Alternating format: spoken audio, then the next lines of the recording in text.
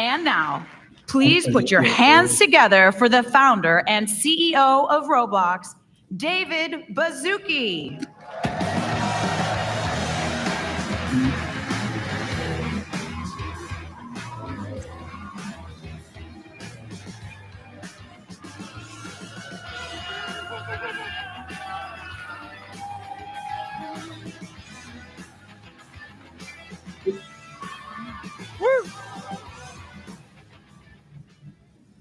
Oh my gosh, wow, it gets better every year. Last year, we were all here together. We shared an audacious goal of having 10% of all global gaming content running on our platform. And what this really means when you think about it is everyone in this room is part of that 10% of the global gaming space. We're well on our way. Last year, we were at 80 million daily active users. Today, we're at 112 million daily active users. Woo! That's not 20, that's not 30, that's 41% year-on-year growth. And last year, unbelievably, our peak concurrency was at 11 million. 2 weeks ago, thanks to all of you, we had 45 million people playing Roblox at the same time. What a crazy week.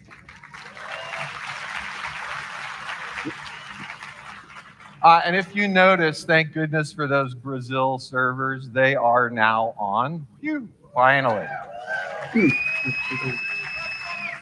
Woo. Okay, so let's honor what we call the Deca Mega DAU.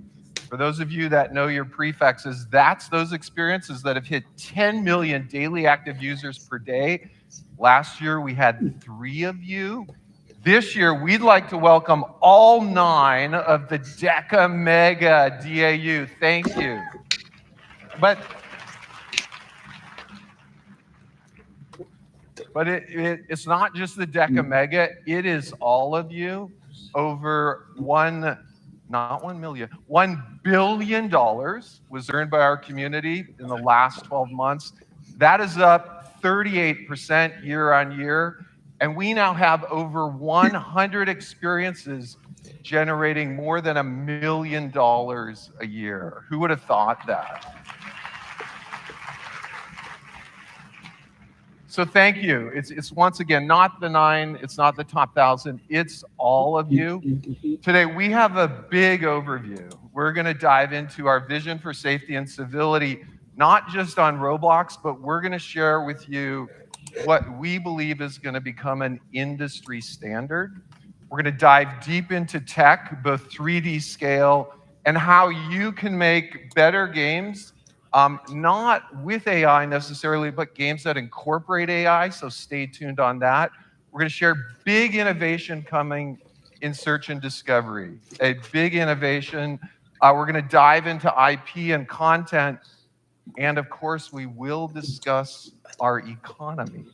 So first, let's dive into safety and civility. So first, we just want to acknowledge all the discussion over the last few months. Safety is critical, really, not just to me, but to all of Roblox. We really appreciate the open dialogue. We are doing a ton. We counted the innovations we shipped in the last year. We shipped over 100 safety innovations and initiatives in the last year. I just want to go through a few of them, and then we're going to highlight what's coming. Trusted connections with people you know and trust. We've open sourced a lot, our voice filters and our text filters. We've open sourced Sentinel, which is our early detection system for preventing child endangerment. We've expanded experience guidelines, and we're now requiring everything to be rated, and we're showing age on every experience just to help people understand what we're already doing. And of course, we moved our most restricted age range from 17 to 18 plus. For those who've been with us from the start, you may remember early on, we had a fair amount of flexibility with creativity. I don't know if any of you remember Flush a Noob down the toilet. That went straight to the top of the charts for those of you that were here early.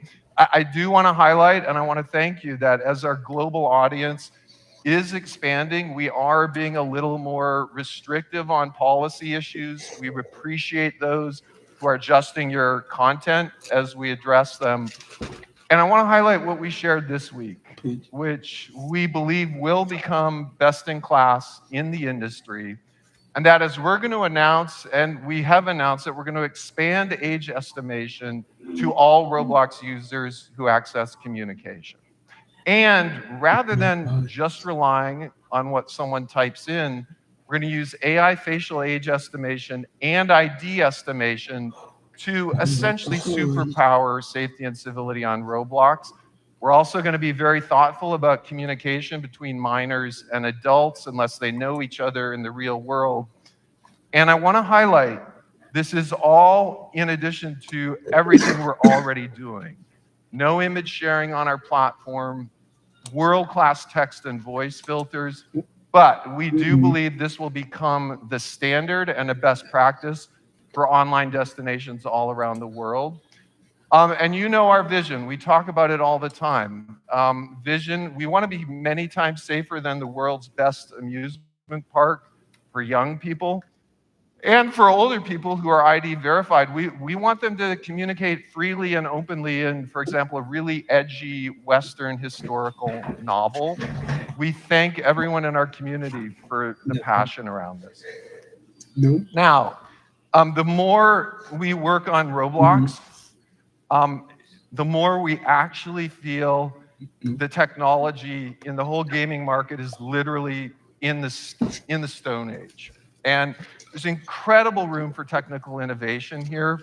The industry has a long history of having studios try to glue together all kinds of stuff: engines, cloud providers, safety systems, payment systems, and more. And from the start, for those of you that have been with us for a long time, you know we've had a very different vision. Our vision for Roblox in the future has always been a unified, very tightly integrated system that delivers everything as one, not just in the client, but in the cloud and in all of our systems.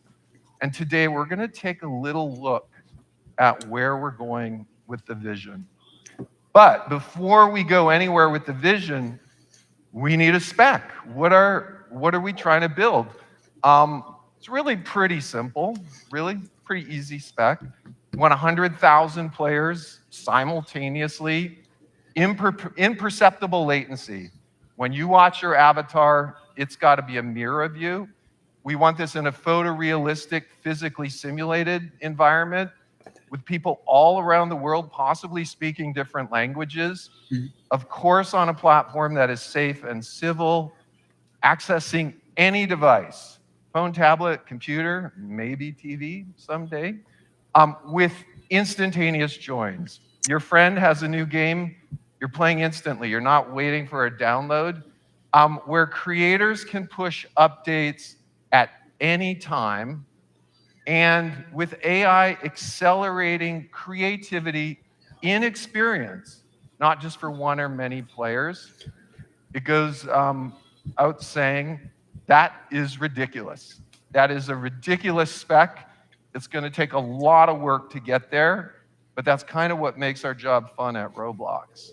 Now, we're pushing closer to the spec with realism and scale, with a lot of new technologies. First, confirming here today, server authority coming to Roblox native soon and quickly. So for Battle Royale,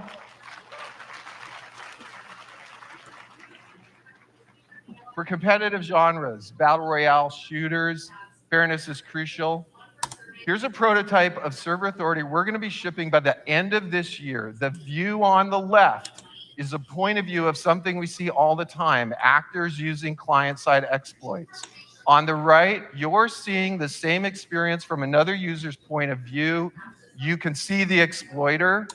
With server authority, avatars are simulated on the server, aiming for 100% fair experience for everyone.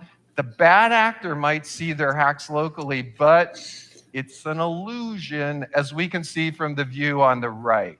We're opening up early access to server authority tomorrow.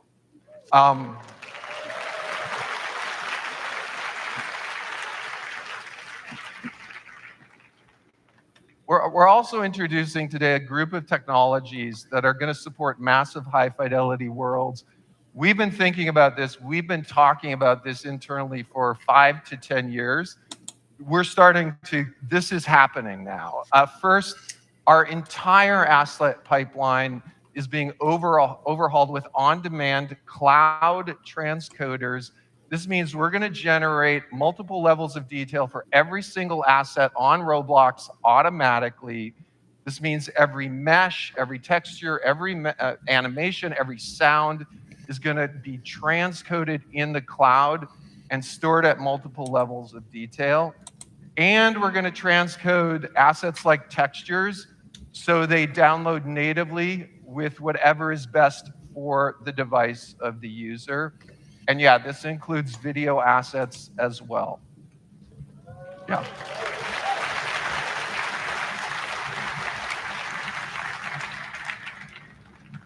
Now, in addition to Cloud LOD, our Harmony system dynamically adjusts the load sequence of every asset LOD during a game join, because we want to maximize the human perception of a fast join. And Harmony balances high LODs near the player with lower res assets further away. The system on every client's watching CPU, GPU, RAM, bandwidth everywhere. And we're not stopping at Cloud LOD or Harmony. Someone just asked me yesterday, what about an avatar with hundreds of pieces of clothing? Like, how are we going to solve that? Today, we're also introducing SLIM, which stands for Scalable Lightweight Interactive Models. SLIM converts models into lightweight representations in the cloud automatically, so assets far away can be loaded with fewer meshes and textures. It's a compositor.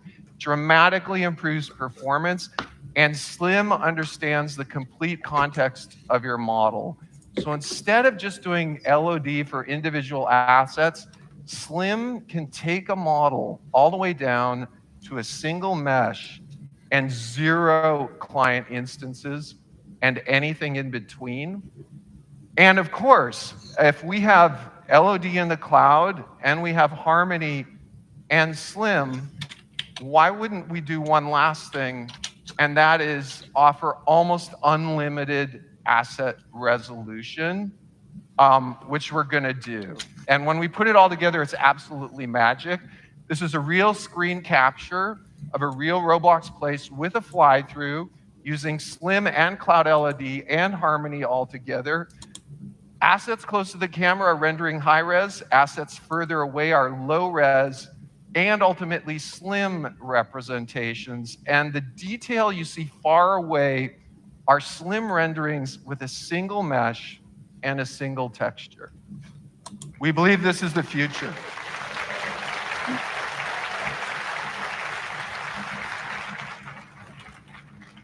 So you can design and build at any resolution you want. It's all automatic in the cloud. Hopefully, millions of triangles someday. You can access and sign up for early access to Slim today on Dev Forum, and early access starts Monday. Now, in addition to kind of scale, avatar is very, very important for us because we're trying to capture the diversity of the human condition in games and movies everywhere. And for those of you that have been with us for a while, you know our vision is interchangeability. Anybody, any clothing, driven by any type of motion, can interact with any object in the world. This commitment to human expressiveness is why we're bringing native makeup to Roblox early next year.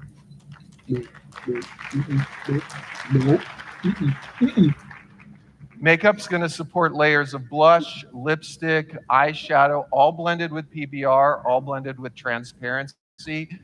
And makeup is going to work on any avatar face, including classic faces. And makeup's going to launch in studio beta in the next few weeks. We're also increasing the visual fidelity of our avatars. Our goal is to support rigs with 200 joints and beyond, all while keeping the interchangeability of all animation and all rigs. And of course, we are finally going to have native hands and fingers on Roblox, all thanks to our new movement system. We're going to be bringing integrated kinematics with physical simulation on avatar joints. We're bringing crouch, sprint, strafe, native.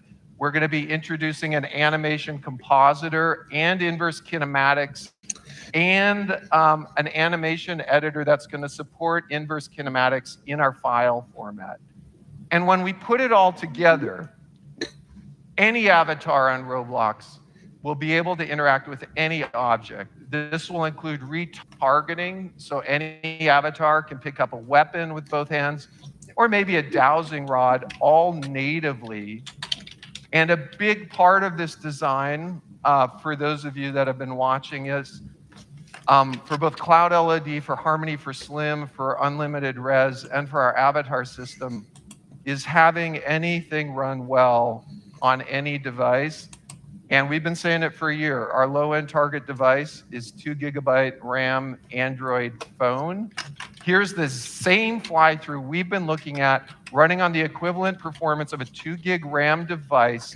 No other gaming system supports this range of integrated server client scalability.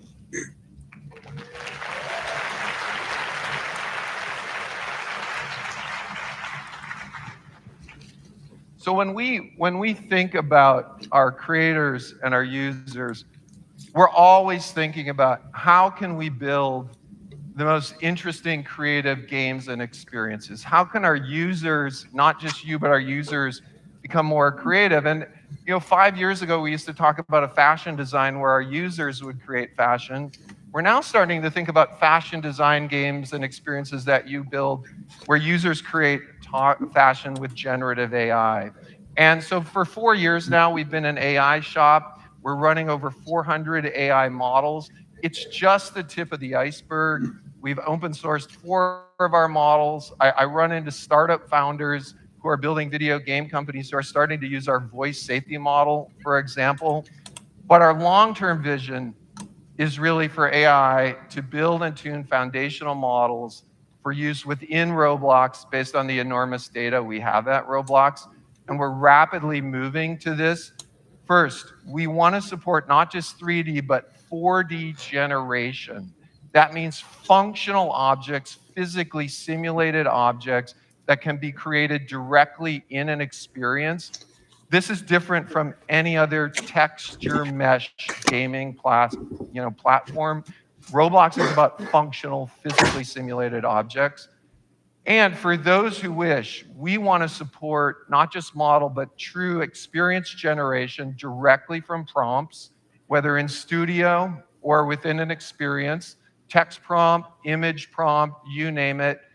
And this same technology can support upsampling. For example, you may want to design in blocky mode, but auto upsample to a photorealistic medieval mode kingdom. And ultimately, we're going to support what we call real-time dreaming.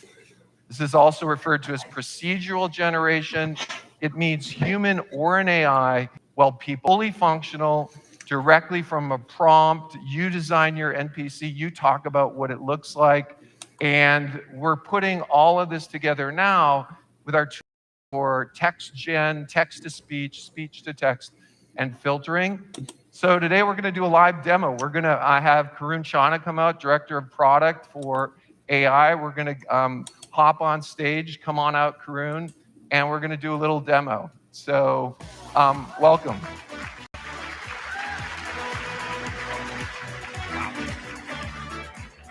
Okay, so while you get fired up, Karun, we're wiring together text-to-speech, speech-to-text, text gen, 4D gen, and translation. That's right.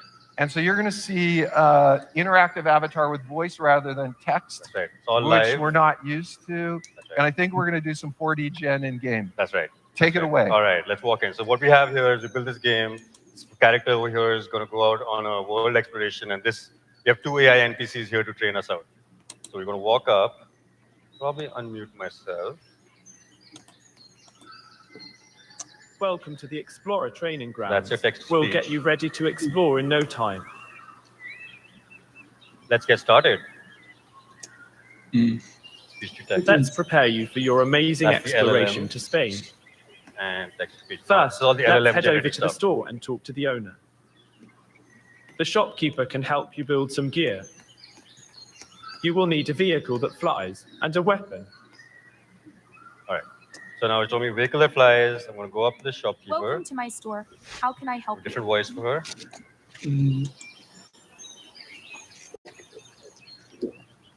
Can I get a gun that's shaped like a banana and shoots watermelons? You Fair. got it. A gun that's shaped like a banana and shoots watermelons. So that's the 4D I'll object. get right on that. We're doing 4D gen right there in That's real right. time. And I want to highlight later in the show, we're going to give a little hint at the prompts that are driving these avatars. That's right. So stay tuned. And I'm going to do one more. Can you give me a flying magic carpet? That's a great choice. A flying magic carpet. All I'll right. get right on that. Now, are these hard-coded demo A objects? flying magic carpet.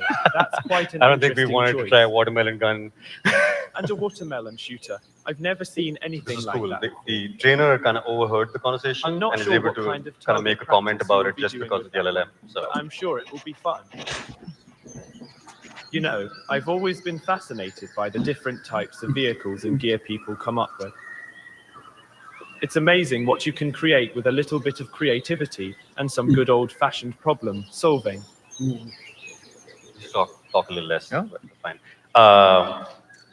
So we saw 4, and we're going to see the 5th one now. Okay. So if we're going to Spain, I want to learn how to speak something in Spanish. Hey, can you teach me how to translate where is the food in Spanish? The Spanish translation is Donde está el alimento? I hope. That immediately made me think we're going to see some language learning apps on Roblox. That's right. Now, the generations are ready. So that is my little banana gun. Let's see what a watermelon shooter looks like. So highlighting, this is a functional object with embedded code, not just a good-looking object. That's right. And we're going to see if it really functions. All right, here we go. It does. Okay. You see the watermelon. I'm going to do the target practice. Boom. Nice shooting with your trusty banana-shaped watermelon shooter. You're really hitting your mark with that magic carpet I've been and your practicing. watermelon launcher. You're ready to go on an adventure now.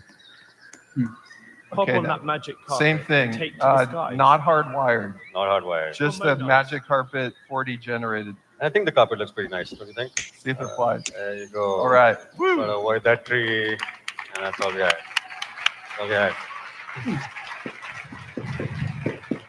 All right. So thanks a lot, Karun. So we already seen launch text gen and speech to text. Speech to text is coming to beta before the end of the year.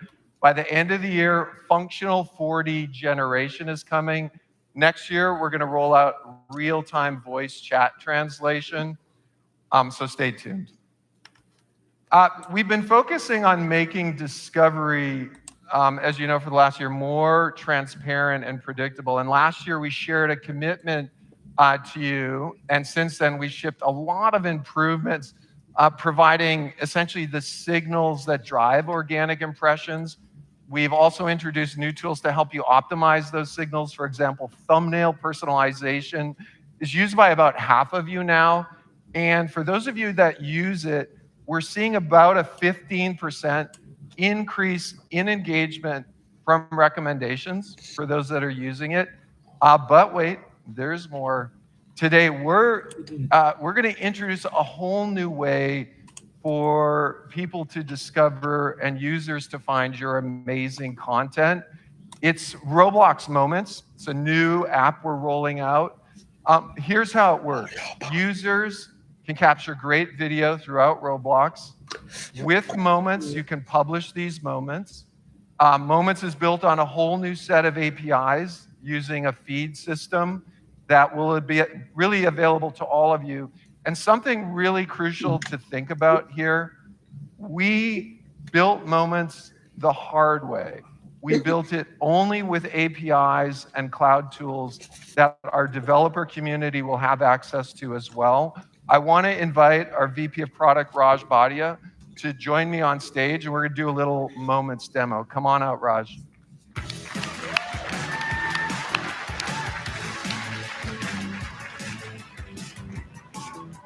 And I think we're open sourcing this as well, so anyone can build it. Anyone's be able to see this. How's it Okay, going, Dave? so let's dive in. Let's take a look. Yeah, so you guys ready for a demo? We're just live on here. All right, cool. So I'm really excited about Moments because it's all about community-driven discovery. And it all starts with UGC captured gameplay videos. So I think the first thing to do is actually to jump into an experience. Let's go. And let's capture. All right, cool. And once again, native capture inside any Roblox experience. Yes. Okay. All right, so I'm going to hop into this island obby. The team has challenged me to try to perform an obby. Okay, you're going to get to see on Raj stage. doing an obby live. Let's see how good Raj is. All right, cool. So before we jump in, I think people have probably seen this, but you can we got a gallery for captures, and then you can enable captures here through the hamburger menu, right? So I just turned on captures. You can see on the right side. The bottom icon here takes a screenshot, and I just did that. But we also have 30-second video capture happening as well. So I'm going to go and hit go. Yeah. Okay, let's see what you got, Raj. All right, let's see. Okay, already better than me. Good, nice. Okay, all right. So we're capturing live. I can stop this anytime I want. And of course, I fell in the water, right? So, yep, cracking under pressure. So we'll stop that here, and the capture is now saved. If I want to see that capture, I can head up into the Roblox menu and hit captures here, and you can see that my capture's there. Play it back, I can delete it, etc. So why don't we hop over to Roblox Moments? Yeah, let's check it out. All right, so I'm going to leave this experience, and because Roblox Moments is an experience, I'll search for it here. And all right, here we go. So 100% built on APIs that'll be available to creators, Yeah, we're releasing them in Q4. including the feed system. Including the feed system. Okay. Yeah. And great. what are you doing right now? Well, I just loaded up Moments. I've got a moment playing here Okay, that someone cool. else has uploaded. Let's create our own. So the first thing I'm going to do is I hit that plus button in the upper right-hand corner, and I'm going to allow Roblox Moments to access my captures and my media gallery. So I'm hitting allow. You can see that that same gallery is now available here. I'm going to pick this. So once again, any Roblox experience will get permissions to ask to use your captures. Yes. Okay. Exactly. Cool. All right. So I'm going to use this. Let's hit continue at the bottom. I'm going to trim this video a little bit. Maybe I'll cut out that last part, or maybe I should highlight it because how I fell, right? All right. I'll hit done here. Pick some music. Once again, any Roblox open source music here, I assume? Yeah, from our music library. Okay. Yeah. Cool. All right. Let's see. I'll use this one. All right. Cool. Just trim normal, and let me add a description. Let's see. Kraken. Woo! Under the Okay, pressure. so you just made an interactive video-based moment with music, trim the video, and you're pushing it now live. I'm hitting post. Okay, cool. And my moment is now publishing. Shouldn't take too long. It's going up to the cloud. It's video trend coding. These are pre-made moments now that we've already made. Yes, and it's Okay. going through safety moderation. Could you just maybe show the perf of that and how fast this works? on Yeah, your it's phone? seamless. It's Okay. amazing. So beautiful. Really excited about this. And then, of course, the big point of Moments is to bring people back into experiences. And so you see this join button Right, at the bottom. so unlike a typical video feed, Yeah. what's well, special here? First we react, and then let's join. Go So over to- any experience that's a moment you can join. Yeah. And Okay. we're attempting to join now, and it's on its way. Okay, that's awesome. All right. That's Moments. Thank you. Oh, hey, Raj, because we're trying to do everything like in the next few days, could you just push Moments live at noon today? So you think we're ready to launch? Yeah, just go. Okay, we'll make it happen. Boom. Cool. All right. Thank you.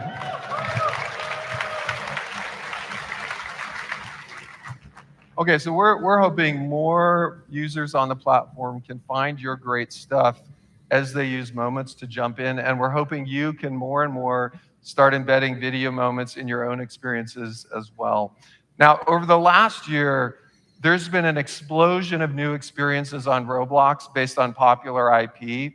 Historically, IP licensing has been slow and complex.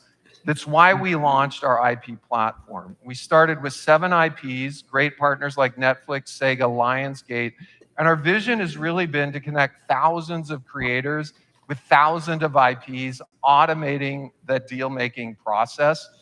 Now there's a specific type of content. It's really popular on Roblox, manga and anime. It's a global phenomena.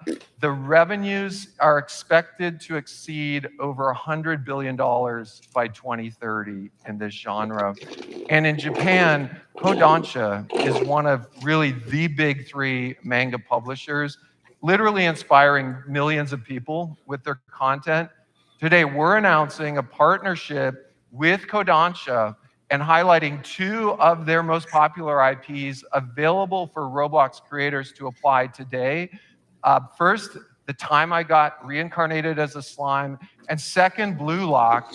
We're inviting a very special guest to join us. Please welcome the CEO of Kodansha, Yoshinobu Noma.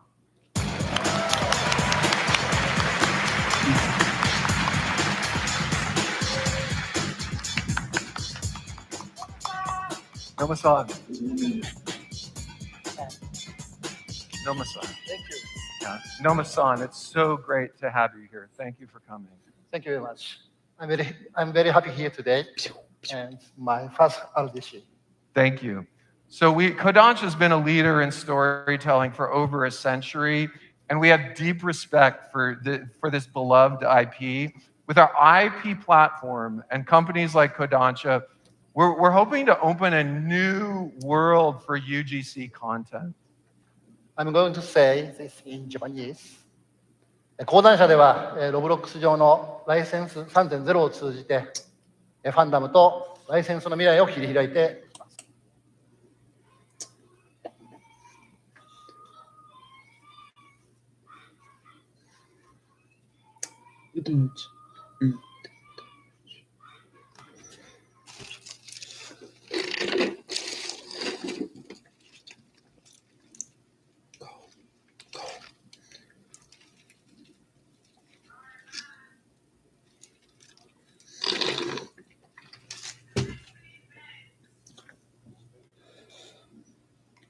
The fun content standard, a new model our authors and the industry partner agrees can coexist with the traditional gaming licensing.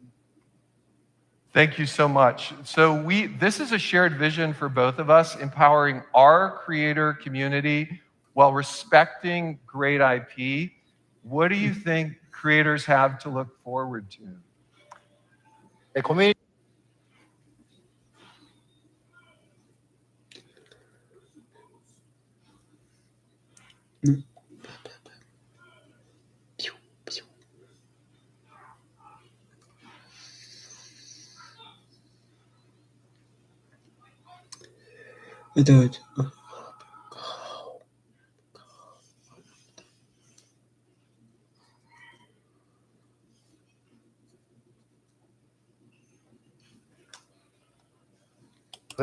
the community has shown for our properties. We are only getting started with two of our major franchises, Blue Lock and Tensura, available for application in Roblox License Manager.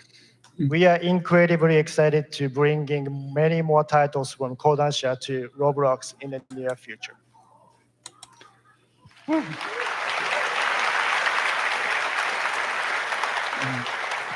Noma-san, and your partnership. Thank you. much. Thank you.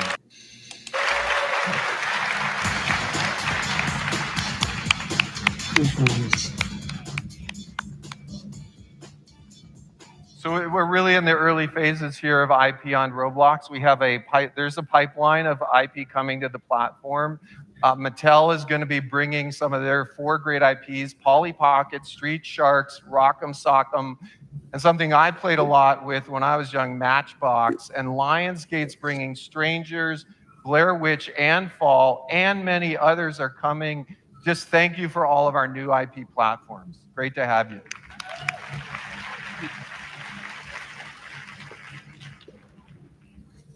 Okay, so we have a big show for you today. We shared a vision for safety and civility, not just on Roblox, but really our vision of creating an industry best practice. We highlighted our technology and AI creation vision. We've introduced moments. We've given a glimpse of IP and content on Roblox. We forgot the economy. So let's dive in just for a sec. We shared our goal, really, when we talked to Wall Street and everyone, to run Roblox as efficiently as possible so we have more money to distribute to the creator community. And literally inside the company, we do watch every penny. So for the first time in 8 years, we're increasing the DevX rate.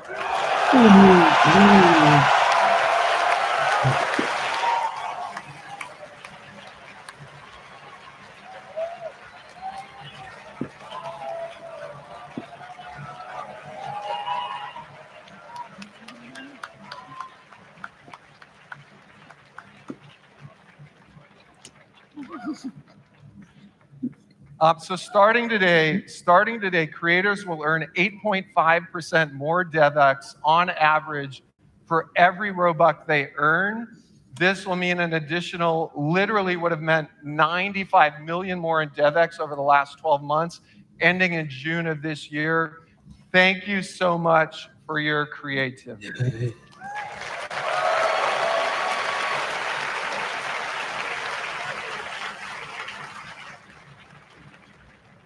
We have a great big day. We have a civility and safety live AMA. Tomorrow, of course, open mic with yours truly. And I'll be back at the end of this morning with our top 10 predictions. I hope you all have a wonderful morning and a great RDC. Thank you.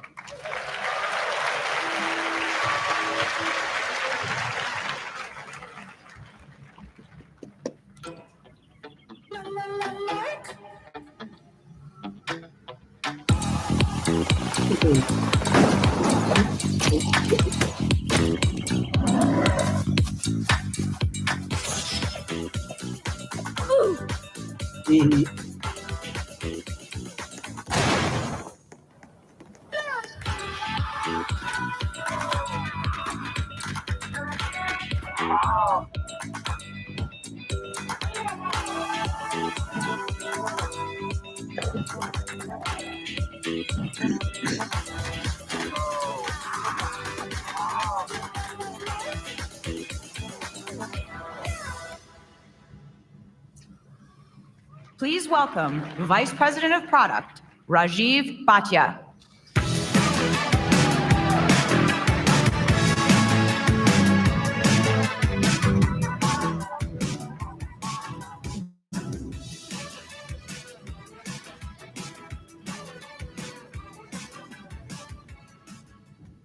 Okay, hello RDC, it's good to see you all again. I feel like it's been a while since I've been up here. I'm Raj, and I work on our Roblox app, social and discovery products. And I'll be honest, I'm just really glad I got through that demo. So hopefully all enjoyed that. When I'm not building demos, I spend a lot of time with the team thinking about how to empower all of you to reach your audiences in new and novel ways. And I think we've got something really special with Roblox Moments. So organic community-driven discovery has always been a key activity amongst our creators and players. We know that the Roblox community loves to share what they're playing and share the amazing gameplay and social interactions that you all have created for them. We also know that our community gets inspired to find and try new things based on what the community is talking about. And they do this a lot. It's already on the screen, but in the short time that captures have been available, users have taken over 930 million screenshots and over 240 million videos within Roblox experiences. This level of engagement shows that our community is eager to share their best moments. And we think this is even more apparent when you consider that there have been over 1 trillion Roblox-related views on YouTube. Just take that in for a second. That's a ton of views and quite an accomplishment. So what you saw Dave and I just demo earlier is Moments, a new Roblox experience built around user-generated and shared content. And yes, as Dave requested, we're rolling out the beta today for 13+ users at noon, so get ready for that. We think it's going to be a powerful engine for content creation and discovery driven by your players. It enables them to capture, edit, share, and discover the best and experience moments, the game-winning plays, the epic victories, and the hilarious fails. Moments that others will find and enjoy, moments that ultimately will bring them back to the engaging experiences that they originated from. Now, in true Roblox fashion, this is all built using platform APIs that you'll soon have access to. We'll also be sharing the Moments experience source code, so you'll all be able to integrate any part of what we built into your creations directly. So let's explore some of the possibilities that open up when you leverage these new APIs. We built some fun examples on the side just to demonstrate the possibilities. Okay. First, let's look at how you can highlight and celebrate player achievements in your experience. Think about an obby. Players are completely focused on achieving a difficult sequence to clear a level. I know, I was just trying that on stage. We're not trying to think about how to capture a highlight. We're thinking about making that next impossible jump, right? So this is where the Captures API comes in. You can automatically record those peak moments of gameplay in the background, and then use the Upload API to ask your users if they'd like to share that clip out with other people, and without it never will break their focus. And then the bragging doesn't stop there. You can then use the Recommendations API to populate an in-game highlight reel that you can show between levels, inspiring players with the best performances of the day they'll want to stick around to beat. Now, let's take this a step further and use these APIs to create something even more integrated into your game. While the previous example implemented a highlight reel in the game's UI, let's make the community's best moments a part of your 3D world. So imagine a dynamic billboard on your racetrack that uses the Recommendations API to show players the coolest overtakes or the fastest driving lines from other players. It's not just a static leaderboard for one player to see. It's a living highlight reel embedded into your world, providing real-time gameplay inspiration for other people sharing the space together. I know I love watching fast cars. Just check out these drivers in awe before they start their laps. And then finally, we believe Moments isn't complete without giving players the ability to creatively edit their captures. This next example explores an even deeper integration of Moments, one that becomes a core part of the game loop itself. In this fashion experience, the player isn't just capturing a moment, they're making it their own. They're striking a pose, they're taking their moment, and then they're creatively editing and adding their own flair and customization before they publish it out for everyone else to see. We've included a few foundational editing features in Roblox Moments, and given you'll have the source code, we hope that you'll all use those or extend them. I'm looking forward to seeing what new off-the-wall editing features also come from this community. Okay, we're just scratching the surface of what's possible with these examples. We're showcasing short-form video in our Moments experience, but 3D video, live 3D, these are all formats that we're thinking about for the future. And I want to remind everyone, it may not be apparent with these examples, but these platform capabilities are built and set up to work with any creation on Roblox. So even if you have an asset on Roblox, you can use the Moment system with it. So I encourage you all to check out the Moments experience. It's going to be available starting at noon today. You can search for it, or you can see it in the More tab. And if you haven't already, get your players capturing and sharing from your experience by integrating the Video Captures API.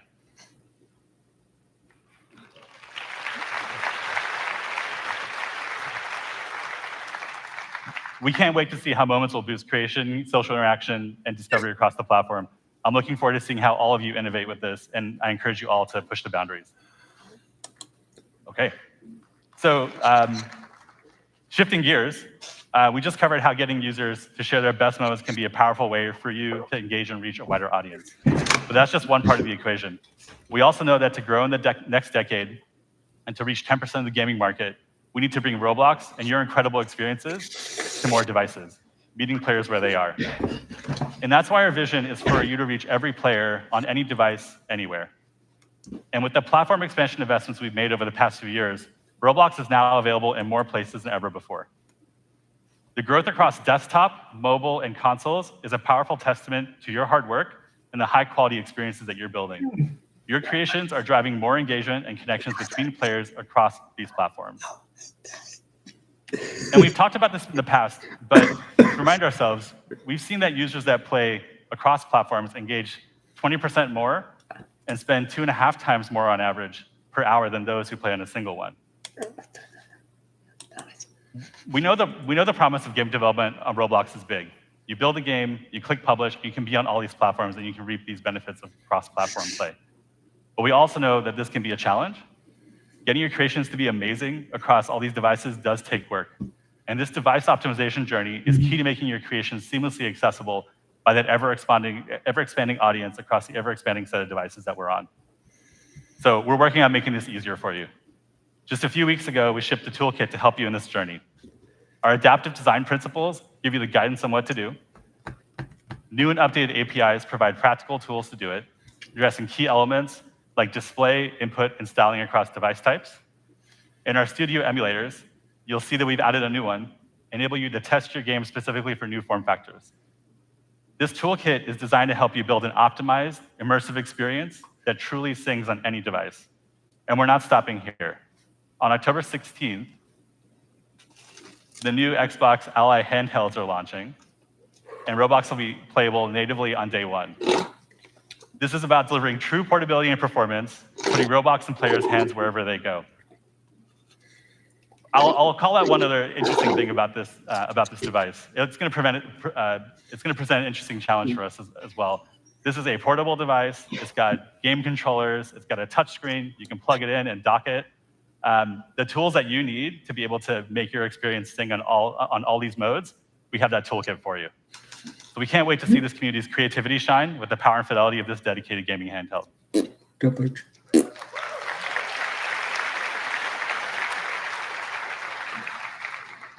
Okay, that's it for me today. But if you're ready to dive deeper on anything we covered, we've got 2 great breakout sessions tomorrow.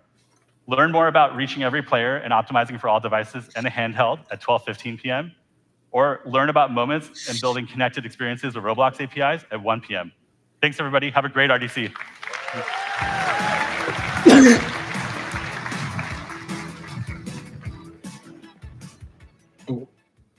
Please welcome Roblox Senior Vice President of Engineering, Anupam Singh.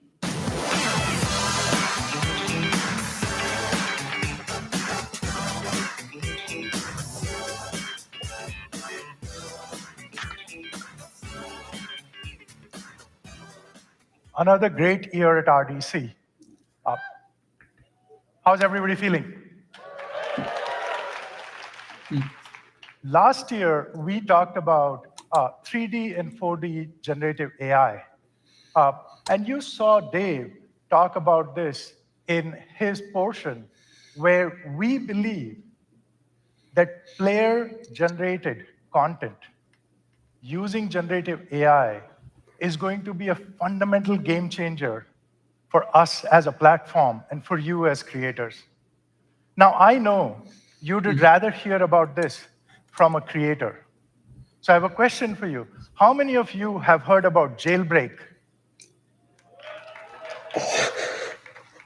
I would like to invite Alex, who's created Jailbreak, is already successful on the platform, to tell us more about generative AI. Alex, come on over.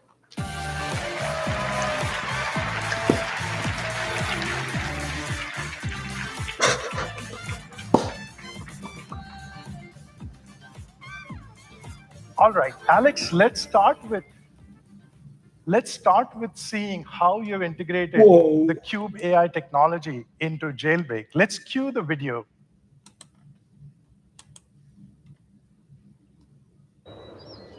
So here we are in Jailbreak, a game that's been popular on Roblox for over 8 years now. If that makes you feel old, me too. We're walking into one of the many garages around the map, and we are, instead of choosing a vehicle that already exists in the game, we're going to generate a tall monster truck made out of futuristic starship parts. The coolest part about this demo, I think, is that it integrates into our existing vehicle system, so you can use all the same customizations that you've unlocked over the years in Jailbreak. And the suspension works too.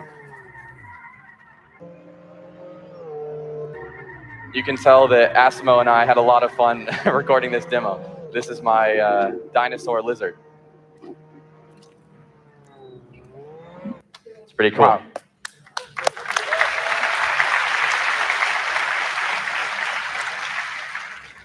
So Alex, how does custom content generated by players change Jailbreak? Yeah, I was surprised. You know, I had seen the technology being developed, and I played with some image generators, but I honestly didn't anticipate it being so fun myself, to be able to take an idea in my head and so quickly be able to actually drive it. And it kind of gives me the feeling that I had 15 years ago when I started making games. And you know, let me play the AI skeptic for a while, right? Player-generated content is very well understood. What's the difference between using the cube or not using the cube for players? Yeah, so prior to this technology, there was no way for most of our players to get their own ideas and their own car mesh into the game. For the past few years, every 2 months, we've held a Jailbreak season contest, Jailbreak creation season contest, where we allow users to submit their ideas, and it's hundreds of users that submit their ideas, and we choose 10 every 2 months, and we put them into the game. And we're amazed that so many passionate players have taken the time to learn how to 3D model in Blender, in our style, and we'll continue to do this, but we're very excited because we know that that's still just a fraction of the users that we have playing Jailbreak that would love to see their ideas brought to life in Jailbreak immediately. Okay, so 10 pieces of content with a lot of effort, trying to keep the style consistent with Jailbreak compared to what we just saw. Now, we are all builders here, we're all engineers. How did you integrate the Cube APIs into Jailbreak? Yeah, so we utilize the multi-mesh geometry generation. So we're generating the car body and the wheels separately. And we're using the positions of the wheels and the wheel mesh itself, so we can still have the wheels spin on the ground, and we can still have the suspension work, and it's awesome. Thank you very much, Alex. This was, hopefully everybody get to know something new. Thank you. Thank you.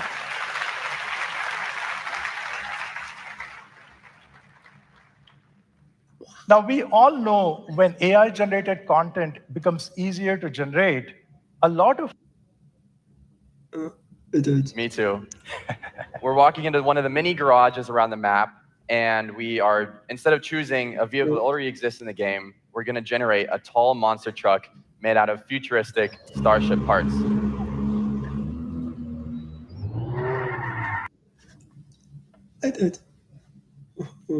Cool. The coolest part about this demo, I think, is that it integrates into our existing vehicle system. So you can use all this. I'm a really bad Roblox player, so let's try it though. Yeah, let's jump right into it. So what we are going to show you here is a capture the flag type game where one of our team members built all the game assets using the Cube AI. And as the creator of this game, we wanted the players to build all the objects for the gameplay, like vehicles, planes, and even guns that can shoot using the cube. So let me start with a powerful vehicle that can drive, so maybe a battle mech. So let's try a battle mech with, if I can type properly, 4 wheels. So I'm going to just generate that.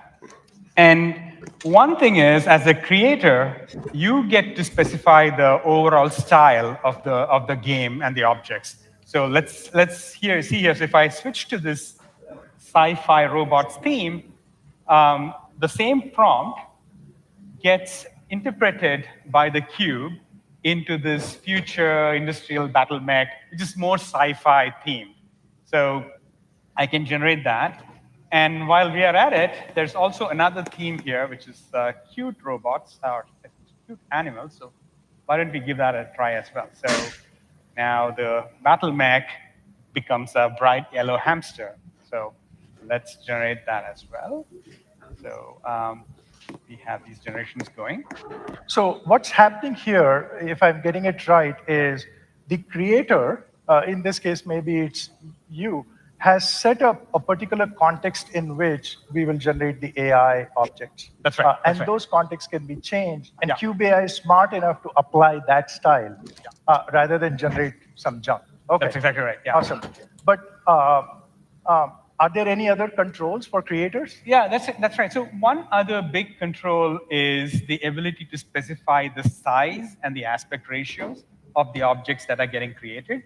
So let's try that. So if I maybe stick back to the sci-fi robots, and if I add a bounding box here, so now I'm going to try and change the base of the battle mech and make it a little taller. So I can go ahead and change this box a little bit here, and then maybe make it a little taller. So I do generate again. So it goes back to things, and then the generation is going to fit into this box. But resizing objects is nothing new on our platform, right? You just resize something. Why is this important? So this is actually not resizing. So what's happening here is that these bounding box dimensions are fed as inputs to the cube model along with the prompts. So the output, as it generates, is going to adhere to the prompts and try to fit within the bounding box. So it's essentially a form of control where each generation is going to be different depending on the size of the bounding box. So Anupam, what did you land up generating? I generated a shark car where the car has wheels, but it is also a shark with bared teeth. So that's pretty cool. Trying to show it to you guys. Check it out. That's the shark car with bared teeth. A round of applause for our Cube AI. Thank you very much. All right. That's this car right there. Okay. So one interesting thing is, okay, here we see all our battle mechs, and let me turn this debug option on to see how, this is our cute animal themed battle mech. This is the futuristic, whatever, sci-fi themed battle mech. And let's go and drive one of these guys. So this is one key change that we have introduced. The objects now are what we call 4D, which is 3D with embedded scripts, which allow them to be drivable. So if you create buildings, you can maybe have doors that open. And here, let's go and drive this thing here. And so I can drive it around. As you're driving it, tell us more about how did Cube AI understand that it is a drivable thing? Yeah, so it's, let me just show you that. And also one other thing is it shoots, right? So it's both drivable and shootable. So let's look at the reasoning that goes on here. So the prompt was the battle mech with 4 wheels, and the cube reasoned about the prompt and decided that it has to be both drivable and shootable, right? And this is a really important thing. The basic capabilities, whether it's drivable or shootable or flyable, is set by you as the developer. And the model is just interpreting the user's prompt, the player's prompt, and then composing the behavior for the generation. So here, it made it drivable and shootable. Let's take a look at your creation. So I bet my shark can shoot, can it? Let me see. So this is your shark here. Right. So it says it's just drivable. So even though it is a shark, it decided that the behavior is not shootable. Oh, okay. So one of the things for creators in the room is that you can actually see the reasoning used by the AI to build the object. So not only does it have behavior, but in some ways you can control the behavior. And so you can control the experience for all the players, while the players can continue to generate AI-based objects. So we also have a bunch of guns here. It's a large gun that shoots watermelons. Oh, this is the same watermelon gun that Dave and Karun were using. That's maybe. right. So, Okay, so I awesome. can shoot watermelons here and see how our friends from the other side are coming here. So let's. Oh, you're trying to shoot the. Oh. Yes, very good. All right, there you go. That's another shot to shoot. Anyway, I can play this all day long. We could do this all day long, but I'm getting the cue that we should get off stage. So what is the takeaway? The takeaway is creator control is the most important thing for us in AI. We want to build everything such that you as the creator can control the style, you can control the size, and you can control the behavior so that the AI-generated objects are still objects that you would want in your experience. With that, thank you very much, Kiran. We played Roblox.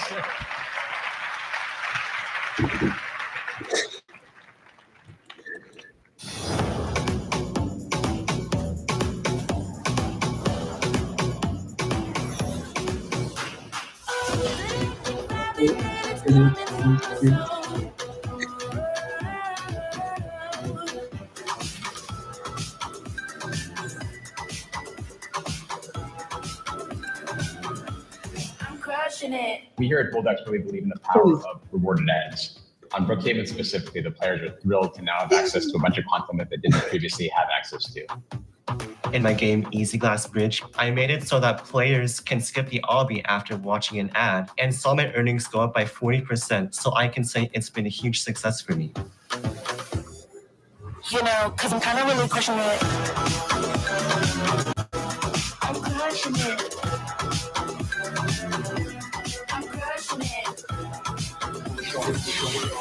I'm crushing it. Please welcome Roblox Vice President of Global Brand Partnerships, Stephanie Latham, and Vice President of Product Ads, Lokman Parampath.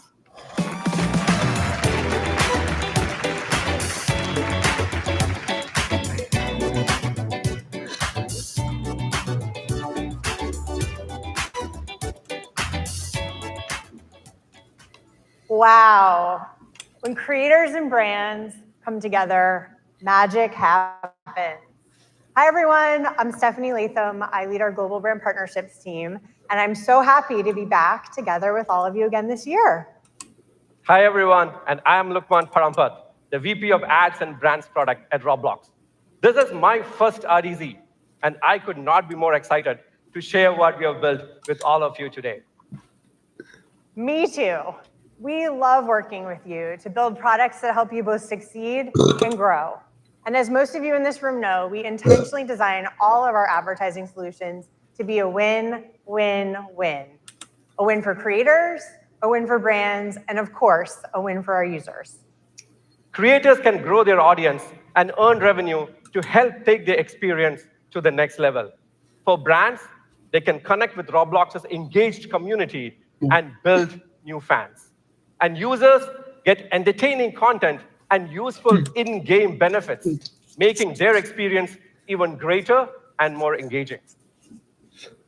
We're investing in ads because we want to help you all unlock the full potential on our platform and beyond.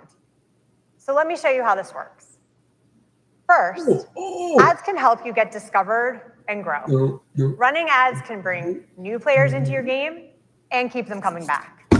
In fact, did you know that the 5 newest experiences to break into our top 20 all started with the help of ads?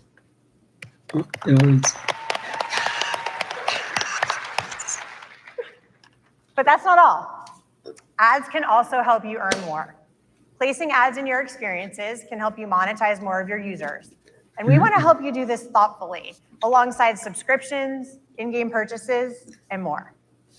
It's a cycle that builds on itself. More players lead to more earnings, lead to more for you to reinvest. And here's the cool part.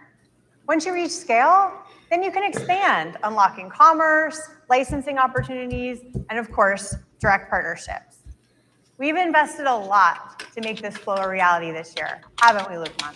Yes, Stephanie, we have. Let's start with how we help you creators grow on our platform. This year, we upgraded Ads Manager, your tool for running ad campaigns that help you reach and retain more users.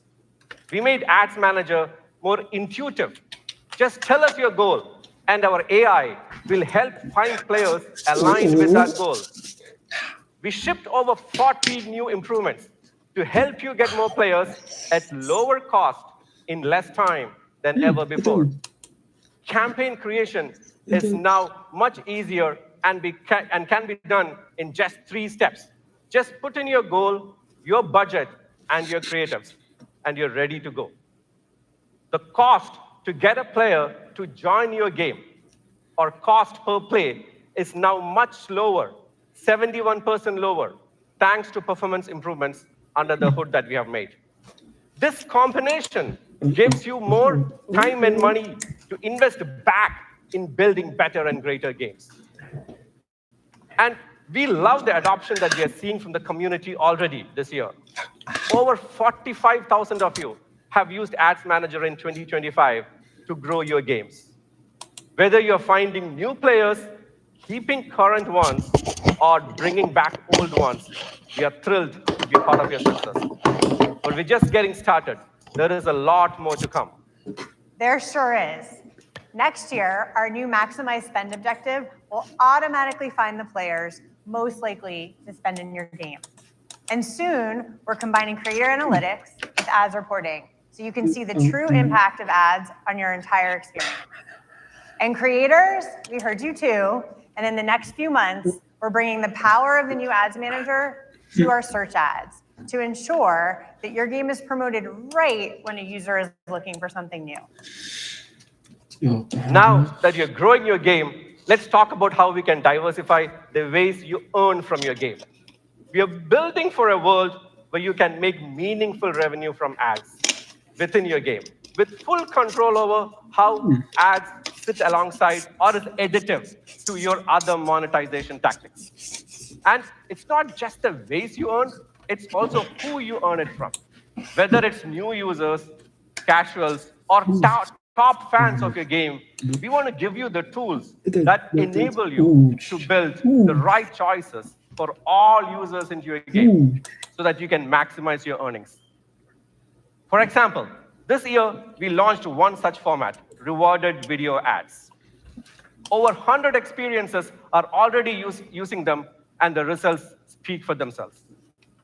The creators of Brookhaven are already earning 5 figures monthly within 2 months of starting the program. And as you saw in the video before, creators of other games, such as Easy Glass Bridge, have seen earnings shoot up by more than 40%.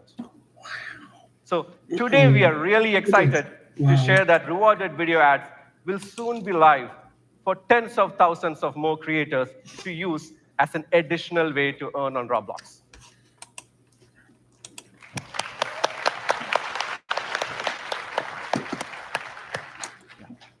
Now, we are also invested in giving you more controls, more functionality, and more reporting so you can better manage your ads and earnings. This will make it easier for you to find what works with your ad campaigns for your game and your community so that you can continue to expand your game. So many great innovations. But we know and we love that this crew isn't just making great games. We're building and creating the future of entertainment. And as Dave mentioned earlier, when you pair up with brands, real magic can happen. We enabled commerce, our APIs, so creators can now sell their own products on Roblox. Ready, Lukman? Thank you. Shout out to Creators of Sonaria, where I got it from.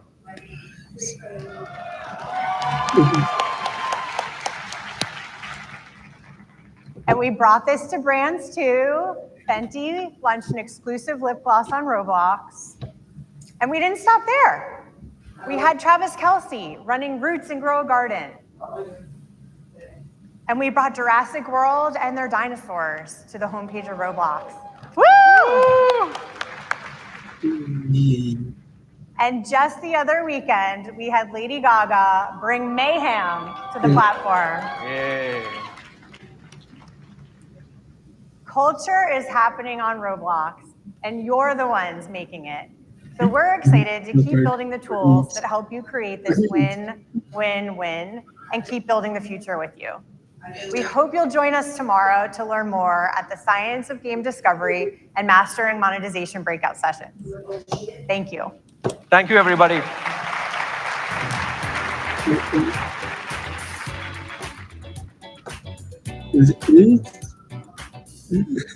Please welcome Chief Marketing West.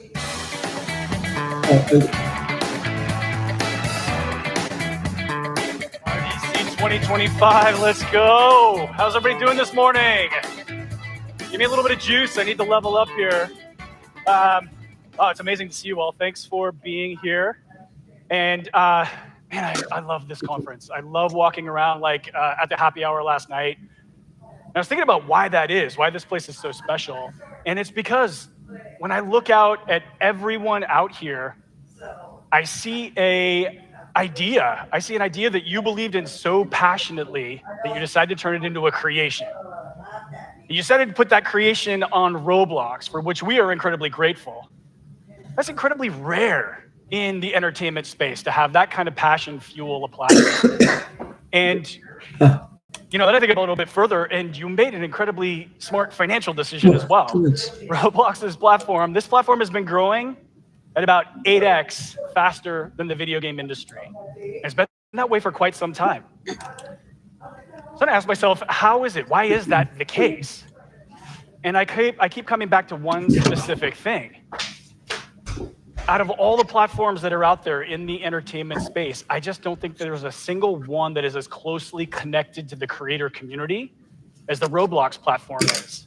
You know, our growth is connected. We scale together. The platform supports your creations and ideas. And your creations make Roblox better for everybody that's playing out there. It's a wonderful, virtuous cycle.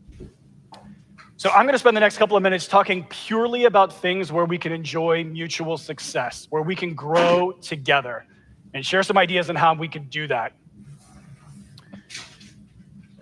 You know, Roblox initially started as a US-centric product, obviously.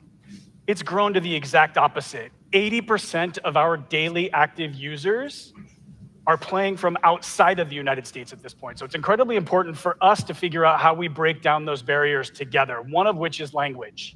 And our vision here is for language translation, automatic translation, to occur in real time across voice, text, and image. In order for us to get there, we need you to participate, and we're off to a really good start. About 85% of our top experiences today are using automatic translation. This is one of those things, when you're creating something new, hit the toggle in the Creator Hub and turn that on. If you've got a long tail game that's not sitting in that top 100, hit the toggle in the Creator Hub and turn those games on, because that long tail helps us get there faster. With the way that we are scaling and growing right now around the world, automatic translation and that notion of seamless communication, no matter what language you are speaking, is more important than ever. So let's start there with automatic translation. The other part of this is making affordability, accessible to everyone, everywhere. And again, this is rooted in our origins of being a US-centric product. Oftentimes that would establish the global pricing. That reference pricing isn't great for a lot of places around the world. So it's imperative for us to be able to come up with regional pricing. We've got an option here to do that. And it automatically, in real time, gives you pricing preferences or suggestions that you can take or leave for anywhere around the world. All you have to do is turn this on in the Creator Hub as well. And the vision here is to make great gameplay accessible for everyone around the world, no matter where you are or where you're playing from. Okay, so the third piece here is just talking about the 138,000 servers that are online and ready to roll right now. They have specifically been built for moments like August 23rd, when 45 million players showed up at the exact same time to play a couple of games. Shout out to the infrastructure team for standing that up. I'm not sure that would have been the case 5 years ago, but it does just kind of indicate the astounding progress that we've made on the infrastructure side. Pretty incredible. Now is the point where we get to give them a heart attack, because the call to action here is for you to do more of those, bigger. We need them. We need them to fuel our conversations. And there's one big reason why. I think about this as a marketer. Those are the moments that lock in core memories for all of our players around the world. Those are the things that they talk about. Those are the things that become things that are talked about across the internet. And we need to turn that into cultural fuel. In turn, we also need to have the infrastructure to be able to amplify all of those ideas and creations for you. That's why we've spent the better part of the year focusing on building out the Roblox marketing engine. And simply put, this is really all of the infrastructure or areas where we can do our best work to amplify all of your stories and turn your creations into those cultural moments.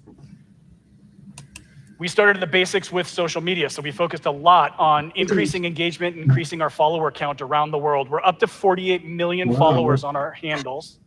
That drives about 70 million impressions and 4 million engagements a month for you all, specifically focused on boosting your content, boosting your game handles, or bringing new players into the Roblox platform. So making tremendous progress here. We are roadmapped out to get to 100 million followers. We need your help in doing that. We need that crosstalk across your handles and you sharing with us what content is going to be big so we can turn them into great stories on social media. Perhaps the inverse of this is thinking about these long-form stories. There are many times where we need to talk about elements of the Roblox platform and ideas shaping that platform. But more importantly, we've got moments where we want to share your creator stories. It's amazing to talk to you all one-on-one. We want to take those opportunities and turn them into podcast moments where we tell a little bit more of a creator story and we tell a little bit more of a content story. Today, we've got 3 million listeners already on our Roblox podcast network. We're going to be adding a whole bunch of new formats, and we're going to be reaching out to you all to help us tell those stories in the coming months. All right, another part of this engine has been about building the top of the funnel. We are up to about 420,000 retail locations in 45 countries with Roblox Pegs. It's been a tremendous amount of work to build out that experience and presence. And in addition to that, we've also built out a relationship with all of our digital platforms, store platforms around the world. That's reaching about 2 billion impressions a month as well. So the next couple of months is going to be about building the clock speed of turning and chasing heat around the content that you all are generating. So look out for us to be able to pull those ideas and experiences into our retail and also into our digital store platforms. Another area that I want to tell you about, and this is one that you can literally walk out those doors if you're interested and visit the advertising creators booth. We have a strategy around paid ads. You just heard a lot about our advertising technology and brand and advertisers technology. That has created for us an amazing targeting technology, an amazing ad tech stack, and it's great data store around how people are behaving on Roblox. What we want to do is enable that so you can build out paid media programs and media plans that run targeted external ads for your games. So we'd like to drive on and off platform new users to your experiences using the same advertising technology. Like I said, if you're interested in that, go hit the advertising for creators booth. They'll be able to tell you all about it. All right, last part of the engine here is probably the most important. And I want to recognize a lot of the people whose names or handles are on the slide here. They're in the room with us today, but these are our influencers, and we're lucky to have an incredible community of influencers. Some of you have been with us for years, and your creativity continues to shape Roblox. So thanks for the content you're creating, the energy you bring, and in many instances, the feedback that you share. You've been a vital part of Roblox success, and I hope that influencer and creator have an opportunity to meet increasingly at events like this. Just to underscore how much reach and cultural relevance this drives for us, and again, I'll emphasize the fact that most of these videos that we're talking about, the video views here, are really talking about your experiences and content. We crossed over the 1 trillion video view threshold on YouTube. You can count on 2 hands the number of brands that have reached that threshold. And we're accelerating about 1.2 billion video views a day on YouTube and TikTok currently. Talking with our partners over at TikTok, they've told us that about 20% share of voice. 1 in 5 videos on TikTok this summer have been Roblox conversations, mostly about your experiences and content. An apparatus here to amplify your stories. And that's really what we have built this for. And we amplify the engine by building really fun fuel for it. And I'm going to share a couple of things that we've observed that drive big conversation that you all can Roblox. So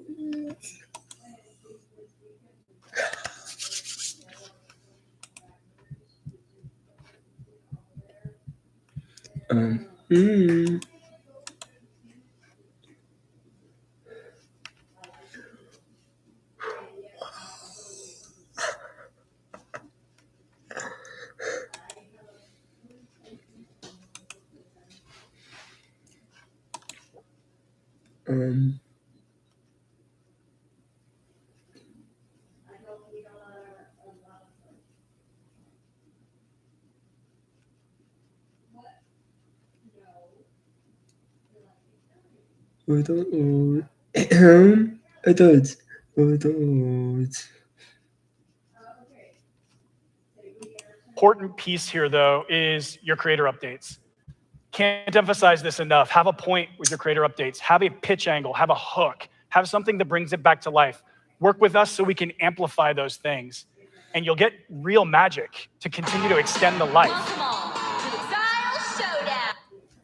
Example being Style Showdown. That was March. This beta dropped, fresh format, daily play, good hook angle. If you ship a great update, we'll help turn it into a cultural catalyst like this. And we want to create more of these moments that we can flywheel and keep the life cycle of your experience going beyond just launch month. All right, let's flip the page and talk a little bit more about how we are leveraging huge events, how we are creating them, because we're going to be expanding our playbook in this space as well. We've got some classics here with our live ops events, right? So far this year, we've run 2 events. One was the Hunt Mega Edition, which was wildly successful, super fun, right? And the Hatch, that happened. And I'll tell you what, though, collectively across they've both achieved what they were meant to do.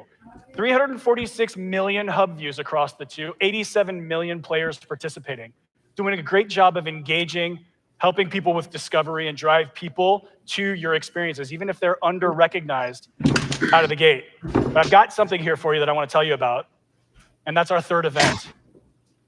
It's a brand new concept called The Takeover. And it is a co-opetition in a brand new place called Tagtown. You're going to have the ability to bring and build crews, and you defend a neighborhood against other crews that are built and doing everything that they can to build a bigger network of neighborhoods, if you will. This is an incredibly unique art concept, as you can see. It launches on September 12th, so mark your calendars. I'm really excited about this one because I think it's going to add to our live ops roster. This is going to be a really, really fun one. All right, so like I mentioned, it's co-opetition. This is one that brings people together around that co-op gameplay and competitive spirit. We're also expanding our roster around things that merge the joy of immersive play on the Roblox platform. Of course, I'm talking about music here and concerts. Sophie Tucker, Leve, K-pop Demon Hunters, all have been on our platform within the past month.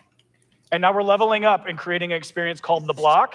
It's our new persistent event space, and we're partnering with creators across the community to bring these exciting events to life. So we've got one coming up on Saturday, tomorrow.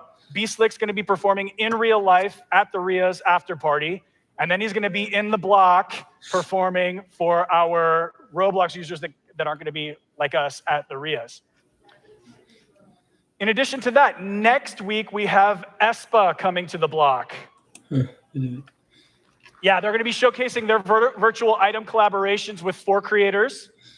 And this is really just the beginning. We're going to be bringing more artists and more events to The Block in the coming months. So really excited about that. Lastly here, we can't forget about the final for the Hunt Mega Edition. Man, that really lit the way for something that we think we can take advantage of in 2026 and lean into, and that's esports and competitive gameplay. As you saw, our engine is growing by leaps and bounds. It looks incredible. And we're going to lean into esports, so stay tuned for this. Start thinking about leaderboards, tournaments, and game modes right now for your games, because we're going to be looking a little bit harder at this. All right, so that's my time. And I want to say we want to be your biggest champion. We're here to spotlight your creations and help them shine across the world. And if I say one more thing about RDC, I just want to encourage you all to do everything you can to step back over the next 48 hours and look around. You are building with friends, sometimes family. You are building something that you're passionate about. We're in a space that's growing exponentially. It makes me think of that classic quote from that old sage, Andy Bernard in The Office, saying, "I wish I could look and have the ability to see the good old days while I'm living them." Because that's really what you all are in right now, and I hope you take advantage of it. I look forward to meeting you over the next couple of days, and have a fantastic RDC.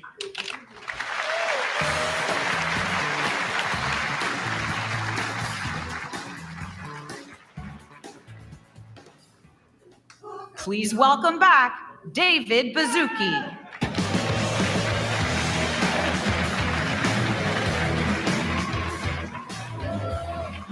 Okay. All right. It's almost lunchtime. A couple caveats. This afternoon is even more technical, more engineering, more product, more scale than you saw this morning. So stay tuned. We have a huge afternoon lined up for you. For those of you at your first RDC, tradition time. Every year we've been doing top 10 predictions. We've already done one cycle. We're going to do another cycle. So let's do what we do every year. Let's bring up the predictions we made last year, and I'll give you an update. First prediction. Fortune 500 company will use a Roblox experience as part of a recruiting process.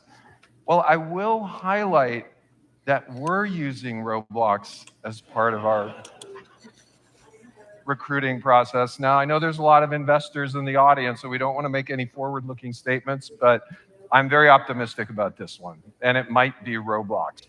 Next up, a school will integrate a full K-12 curriculum. For those of you that are watching, we introduced a full educational discovery sort. People making educational experiences are getting more and more visibility. I'm still super optimistic about this one. The next one, let's up this to 18 plus.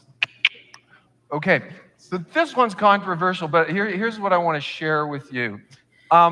We've seen mail system, we've seen text system, we've seen voice system, we've seen video system. 3D immersion is inevitable. It's going to be a communication platform. And I'll flip this in reverse. We see this as a corporate responsibility to usher this technology in with safety and civility. So with 18 plus, ID verified people on our platform. We are optimistic about this. Next one. Roblox employees, more time using Roblox for meetings than with video. It's early. I still think we can do this one, so going to keep a thumbs up on that one. Next one. So I'm pretty optimistic this is already happening, and we're going to go and measure this. I talked to a lot of parents with the nudges, with our safety and civility systems. I actually had a Roblox employee come to me whose young child, I think, was saying not bad stuff, just edgy stuff, and for some reason they got a one-day ban, and it created a discussion. So very optimistic that when we measure this, we'll be increasing the civility of people.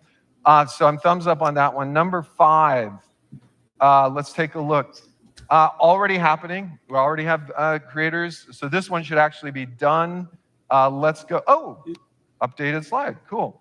Roblox will be a frequent communication channel for my family. I'm hoping we'll see. Okay, my kids are a little they've seen a lot of Roblox over 20 years, so this one we'll hope on.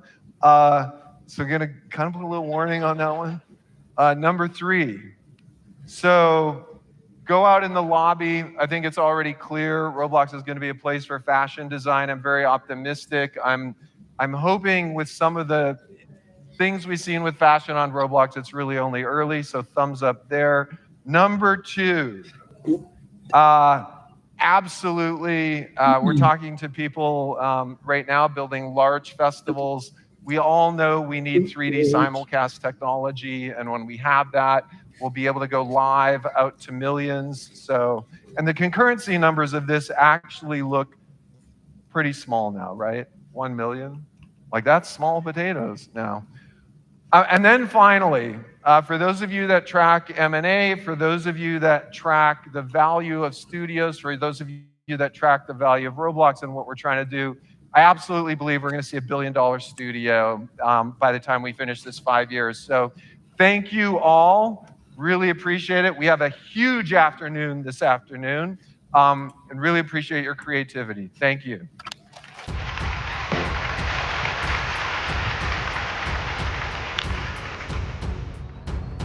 Please enjoy lunch. We'll see you back here for the creator keynote.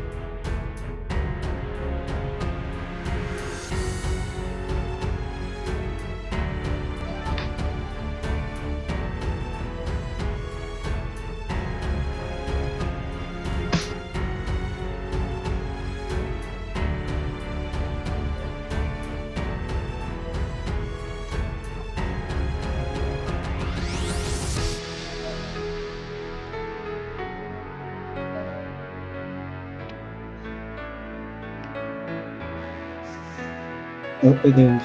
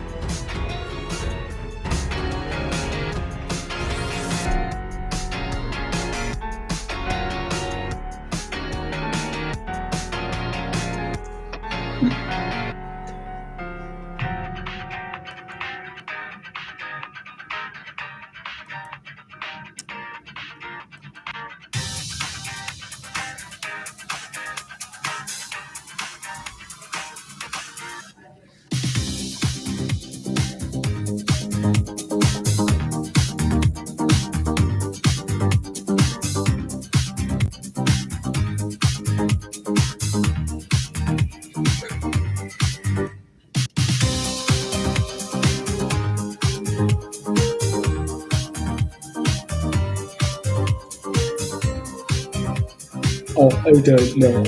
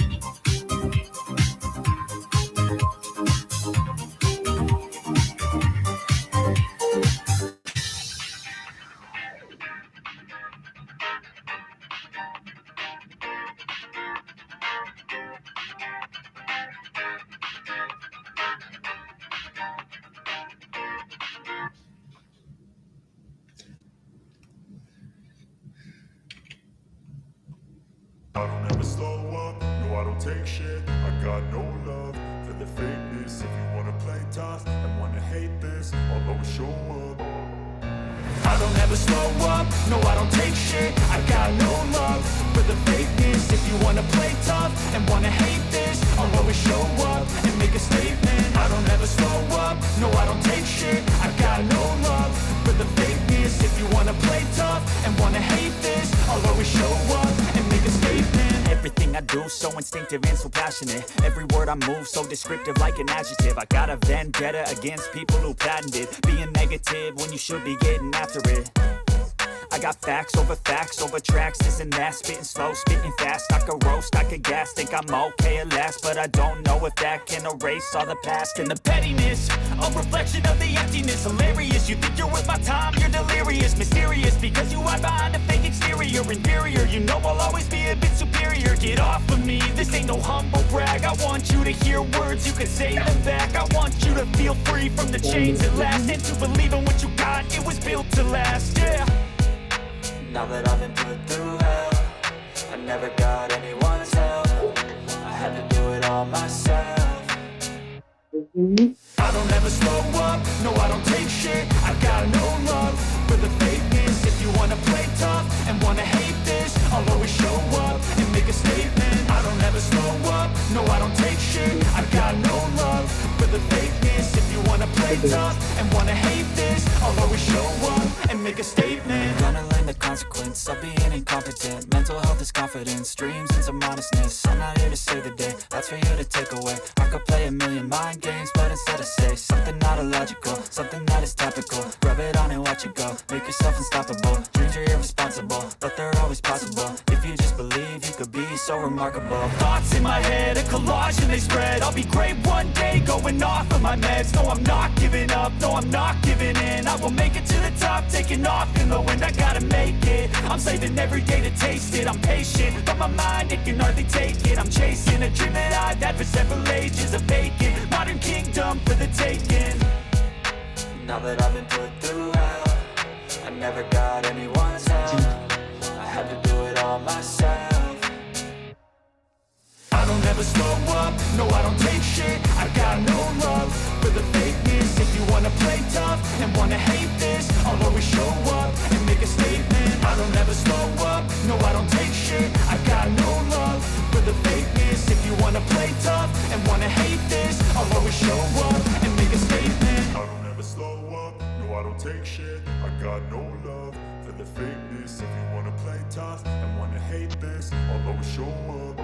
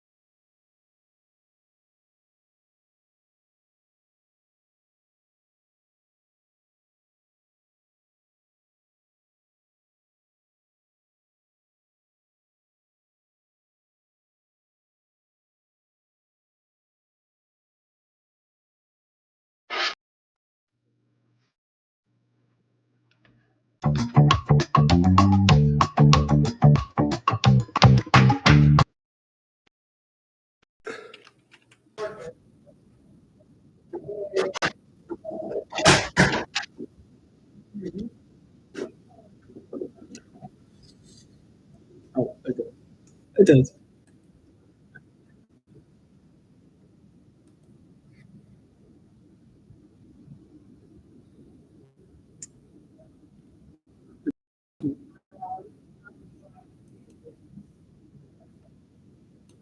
But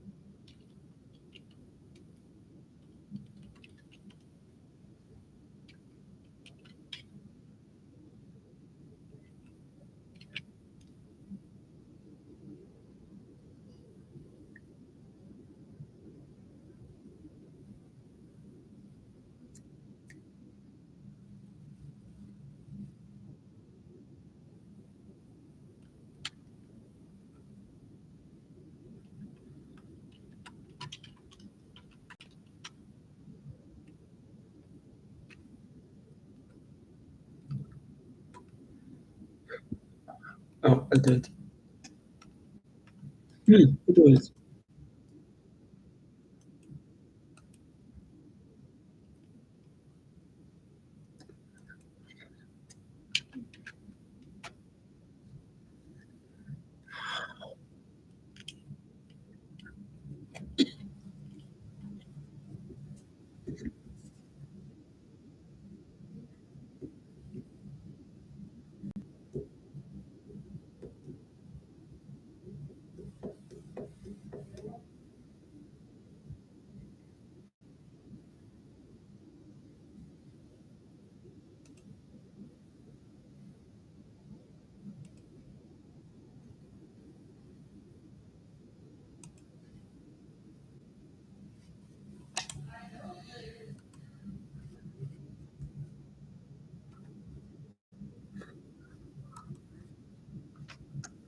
Okay.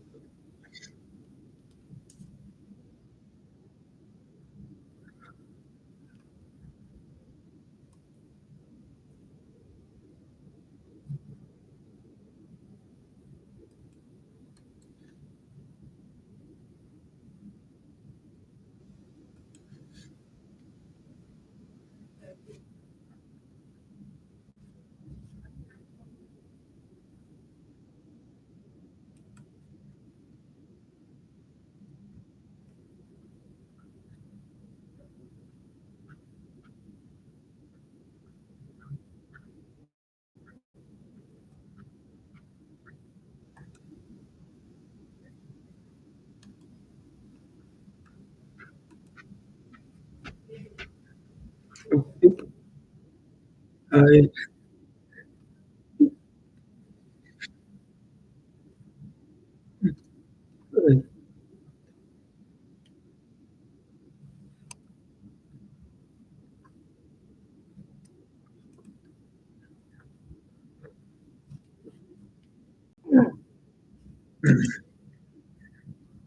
okay.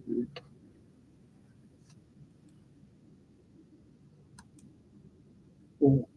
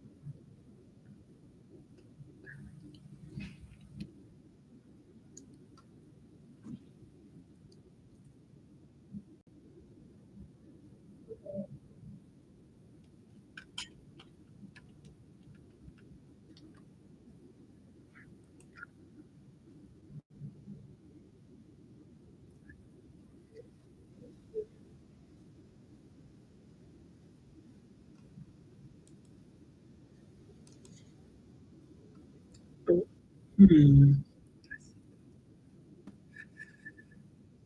Hmm.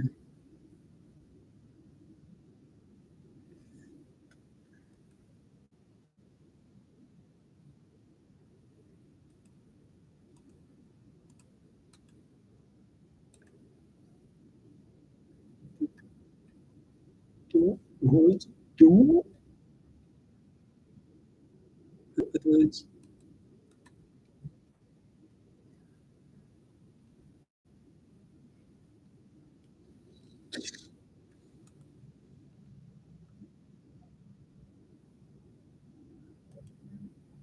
Yes.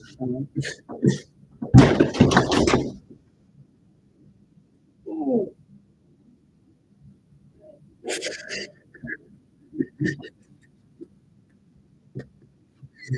Oof.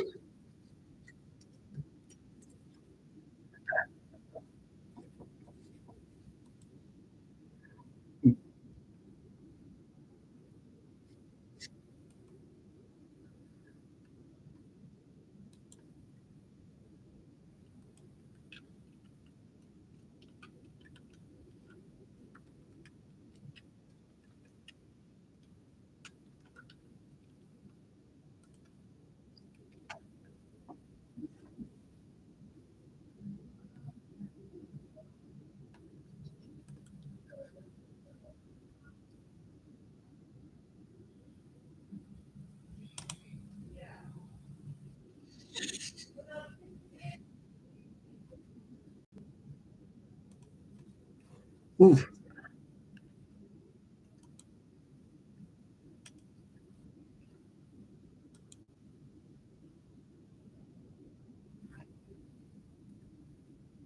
Yeah.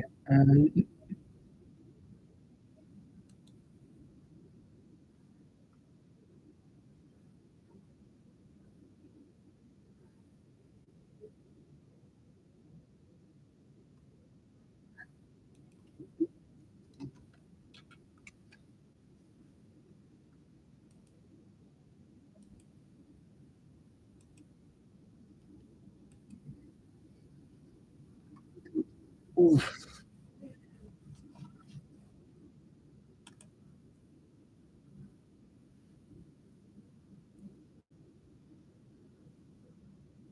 It is. It is. Um,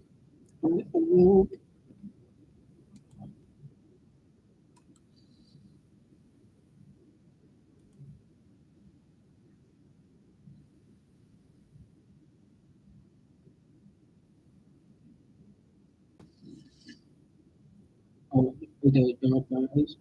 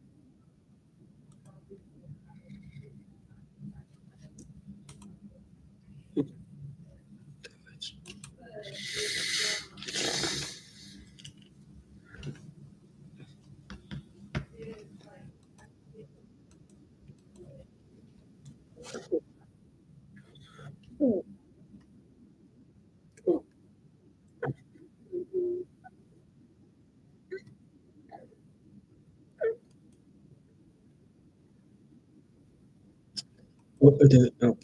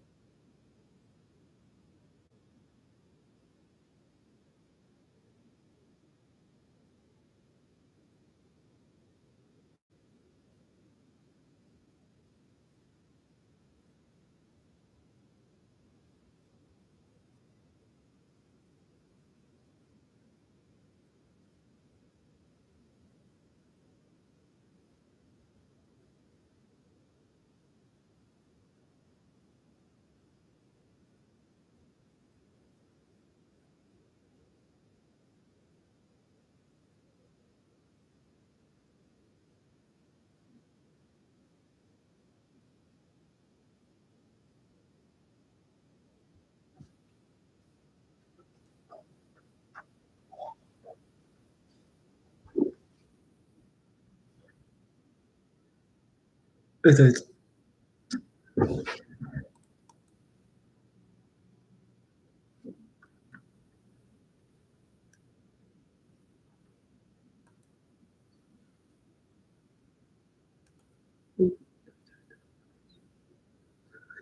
Uf.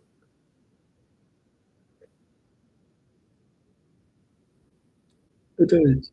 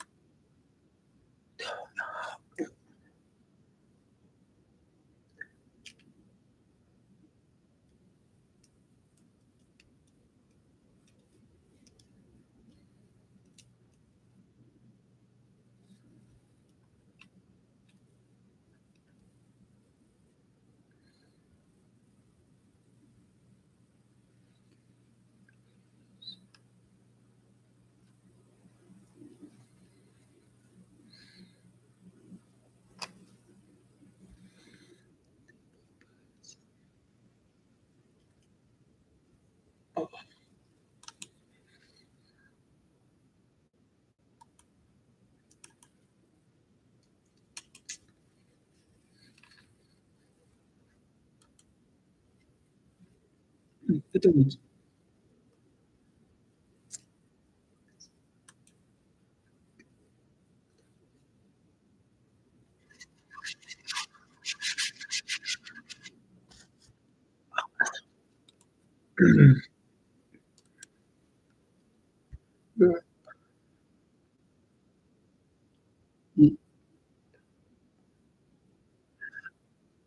Evet.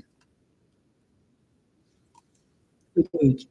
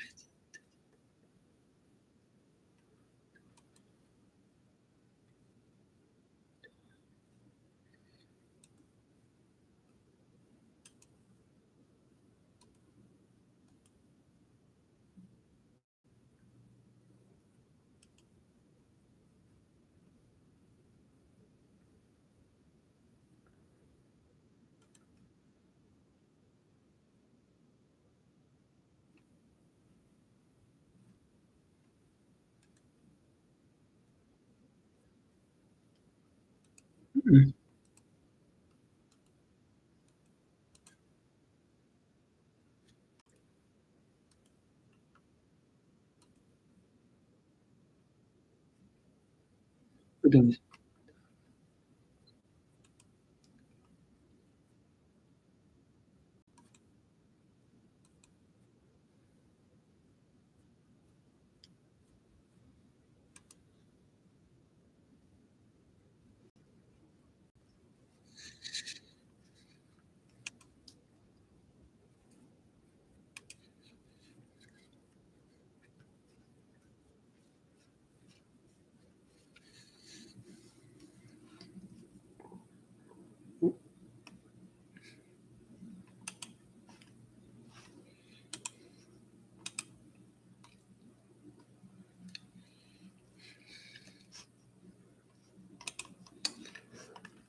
Good.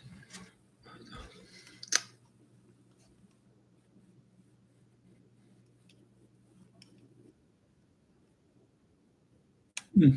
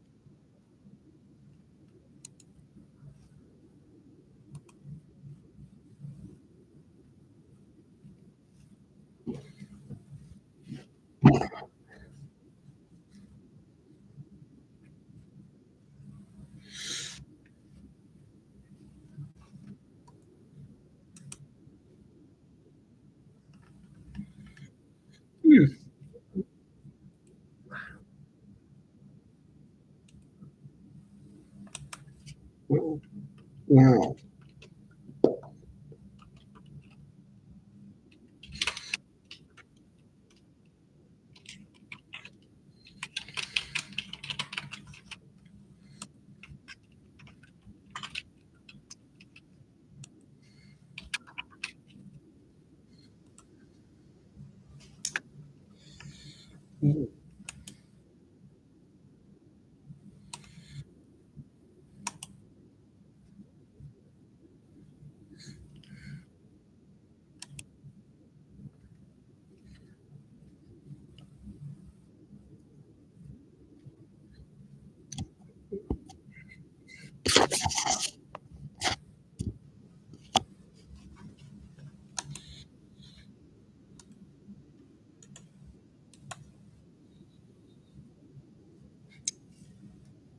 Wow.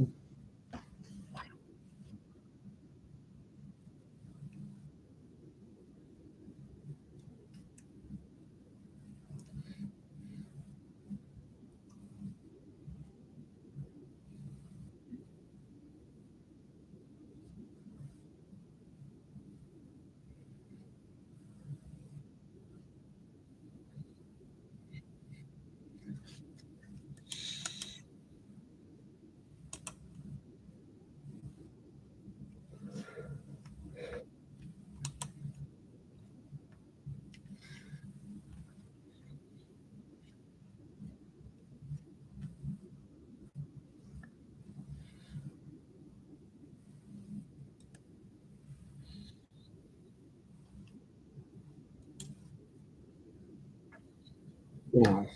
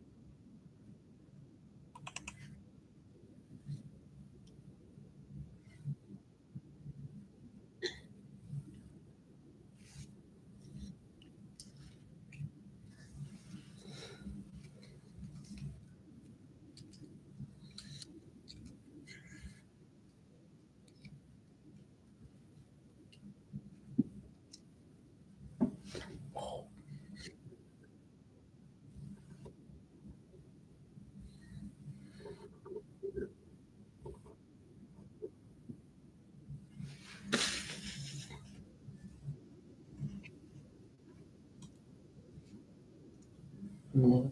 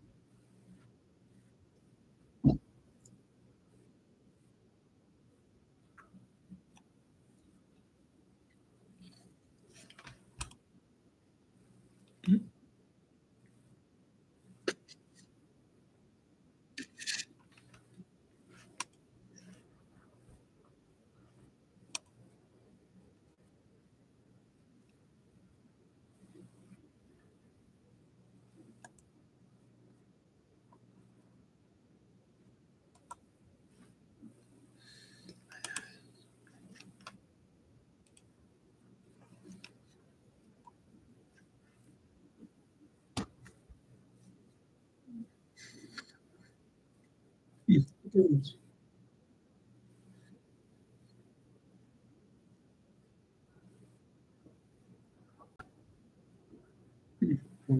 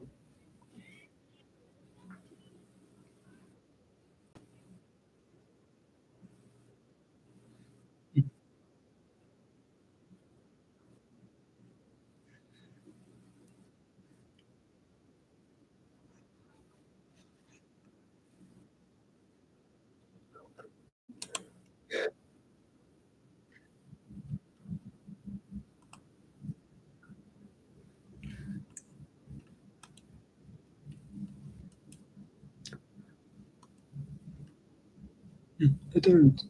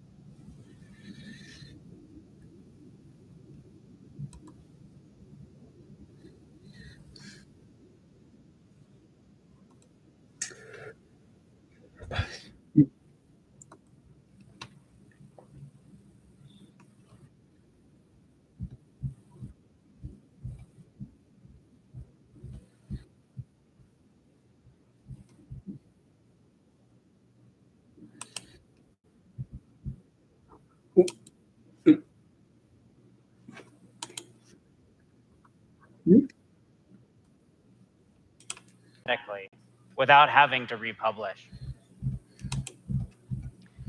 Performance isn't just about the client. We pay close attention to our server frame rate as well. And we call this heartbeat. We target ensuring that our servers run at 60 hertz globally. Late last year, we started looking closely at the deep internals of how our engine interacts with the Linux kernel the server runs with. We found an opportunity with virtual memory to physical memory mapping to use something called transparent huge pages, and that improves that mapping efficiency. We deployed THP over the course of a month, and it had a huge impact.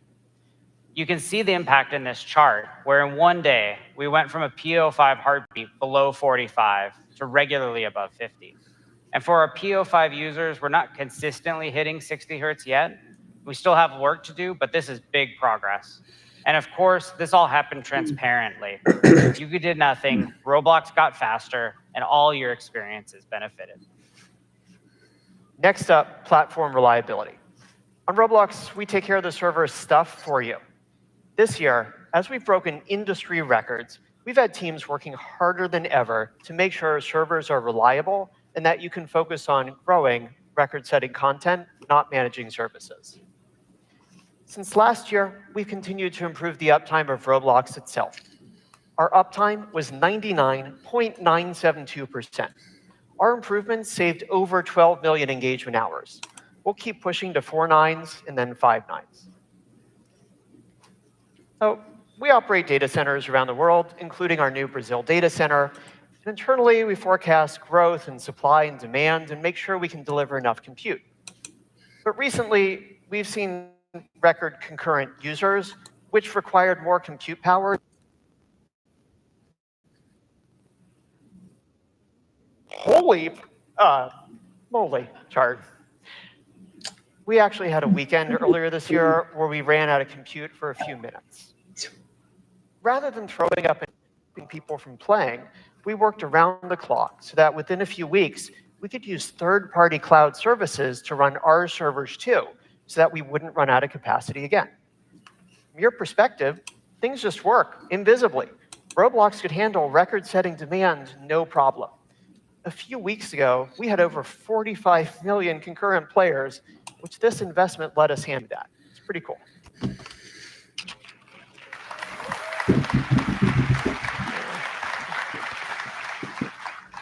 That's for our infrastructure team. Finally, let's talk about friction. And let's start with everyone's favorite source of friction, bugs. We've made addressing your dev forum issues a company-wide priority. Since January, we've closed more than 4,100 bugs, which is about twice as many as we had closed last year by this time. And there's still 3 months left in the year. This year, we're focused on Android as well. But we've also made a major change in how we handle cheating on the platform. Historically, whenever we detected a cheater, we'd make a note and run a periodic manual ban wave. Now we have an automated system that runs 24/7 so that if we detect cheating, you'll automatically receive progressive consequences going from a warning all the way to a permanent ban. Our goal is to reform people and get them playing fairly, which is why we have these progressive actions. Hopefully everyone here has only felt the benefits and not experienced any of those consequences. Since April, we've seen an 84% reduction in playtime exposure to cheaters thanks to this system. We'll continue to invest in securing Roblox by both securing Roblox itself and by giving you tools like server authority. Come to the competitive games breakout talk tomorrow. We're proud of results that we've achieved this year, and we hope that you appreciate them. And we look forward to sharing more with you next year. We're going to hand it off to Oren and Eric next to talk to you about creator productivity.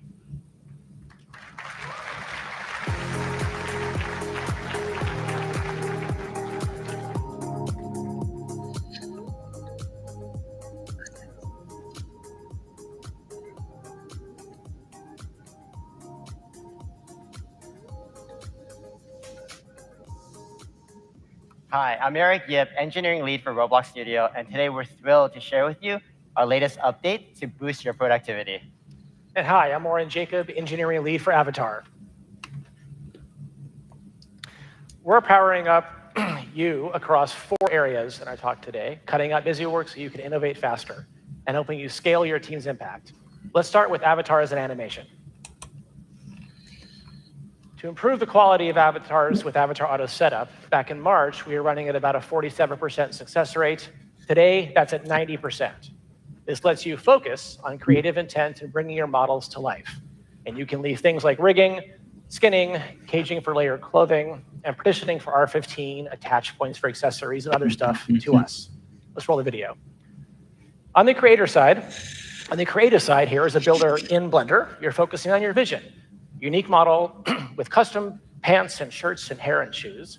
Avatar Auto Setup then takes over. The heavy lifting is done in the background, and the complex conversion process is effortless. And there you have it. You cycle through the results and preview them immediately, a full Roblox-ready avatar. So come by the studio booth to check out the latest and see Avatar Auto Setup for yourself. Now let's take a look at animation. We're making big strides in avatar animation technology today, introducing the adaptive animation format. This supports retargeting of animations across all types of humanoid rigs, from R6 to R15 to complex custom bone-based characters across the board. You can author and preserve contact-rich interactions across scenes and across characters. With the adaptive animation format, animations can be created once, and they'll run on all avatars that Roblox supports today and that Roblox will support tomorrow. Yeah, there we go.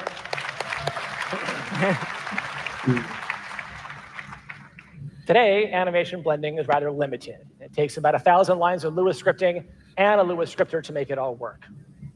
Roll the video. Soon, we'll be releasing the animation graph editor, an API, and studio tooling that will enable next-level character animation quality and scripting, making scripting optional to deliver on that. So Studio tooling will support both visual compositing and debugging of composed animations as well. Yeah. There we go. This will allow all animators to create rich, lifelike animations with no code. All right, let's jump into how Studio is going to work better with your favorite tools. We know many of you prefer your own code editors. This is why last year we released an early preview of script sync, and now we're rolling out another update, folder level syncing. Let's see this in action. Select the data model location that you want to sync from, then a folder that you want to sync it to. And just like that, you can manage your entire code base from your favorite editor, create, rename, and delete scripts, all with Studio perfectly in sync. Yeah. All right.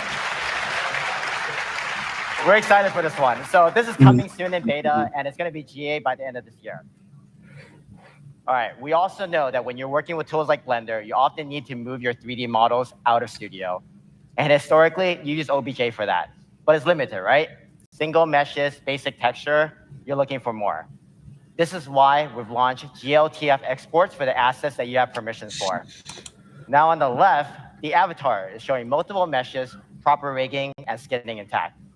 And on the right, 2 helmets. The OBJ looks flat, while the GLTF version shows the full PBR details with the look that you intended. This is already launched, so give it a shot, and you can always come by the Studio booths to give us any feedback. Now that you've exported it, getting those models back into Studio should be easy. This is why we're introducing Model Re-import in Studio. So I know the name speaks for itself, but you know what? Let's have a demo. We had a house that we imported from Blender, but we want to add some rocks to it. Now, the re-import in Studio is just 1 click, no dialogues. All right? We're going to tweak some of these rock colors. And just for fun, we're going to attach this boat. Back in Blender, we're going to update this wooden dock a little bit. And now I'm going to use a keyboard shortcut for the re-import. And look, everything's intact, including that boat. The magic here is that the re-import is non-destructive, meaning your properties and constraints stay intact, keeping you in the creative flow. This is coming soon as a beta, but you can also come by the booth to check it out today. All right. Let's get into how to improve and organize your data at scale. More creators are using more assets this year. 50% of top creators by time spent have more than 2,300 assets, and the top 5 have more than 30,000 assets each, double what we had last year. To help you manage your assets at scale, we launched our beta for our revamped Asset Manager, so you can easily find your assets with powerful search, sort, and filtering. You can search all your assets in your users and groups accounts with partial or exact matches. You can also find your models by searching using descriptive words as well. Next, to help you organize your assets, we'll be launching user-created folders next year. Now, over the past year, we rolled out several improvements to asset privacy and our sharing system. Let's go to the video. You can now share models, images, meshes, and even animations with your connections and your groups. Next, by the end of the year, we're also launching a beta enabling you to make your newly created meshes and images private, helping you control the usage of your assets and prevent asset leaks. Not that that's ever happened to us. Awkward. We also heard your feedback that you need better tools to manage different versions of your work. This is why we're revamping the place version history view in Studio. You'll soon be able to mark specific milestones in place version history as you iterate over place versions and be able to easily find and navigate across them. Let's look at the video. So you can leave a note on a version so that you can document important details for yourself or your team. You can check out who in your team contributed to changes made in each version. And if you need to find a specific version, you can easily it too. And just like that, you can more creators are using more assets. Over the past year, we rolled out several improvements to asset privacy and our sharing system. Let's go to the video. You can now share. So you can leave a note on a version so that you can document important details for yourself or your team. You can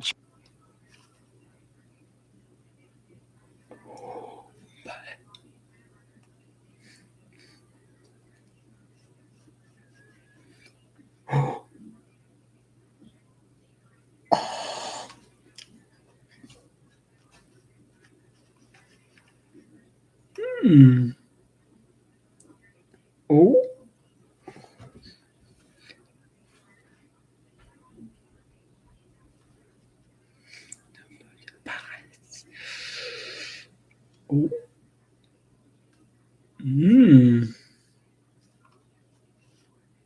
Check out who in your team contributed to changes made in each. Members can keep track of how large your data store has grown across how many data stores themselves and how many keys. And when your players come to your community manager with issues, perhaps data corruption that led to players losing all their coins, your community manager can easily search for that player, verify their history with versions, and proceed to rectify the scenario right there. In the near future, thank you, all right, yep. In the near future,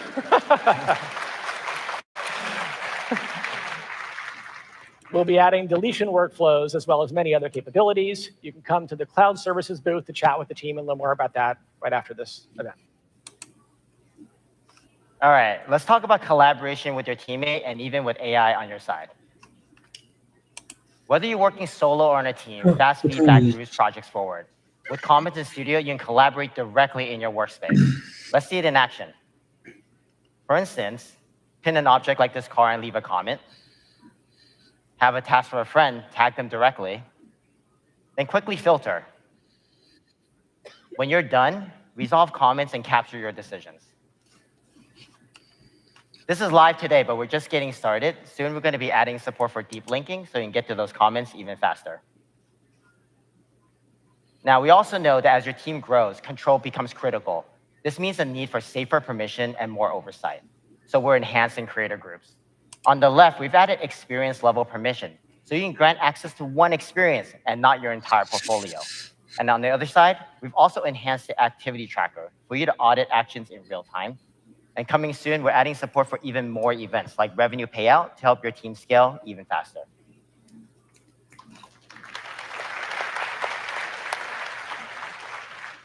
We've also been hard at work with Assistant, and today is a big leap. Assistant will soon speak MCP. This is the protocol that lets your tools talk to one another. Let's see a demo with Figma. On the left side is a leaderboard that we drew in Figma, and on the right side, Studio is connected to the Figma Dev Mode MCP server. And I've just asked Assistant to import this leaderboard into my place. And there it is, fully built with a working scroll bar. But the magic with Assistant is an iteration, so let's spice it up with some emoji icons. See what happens. And there you go. So I want to say that Figma is just one example. Soon, Assistant MCP will connect with the entire ecosystem of MCP servers. So this is coming soon as a beta, but I invite you all to come by the Studio booth today to check this out. And so thank you very much. Next up, I would like to hand it off to Peter Yang and Kyle Spence for tools and insight.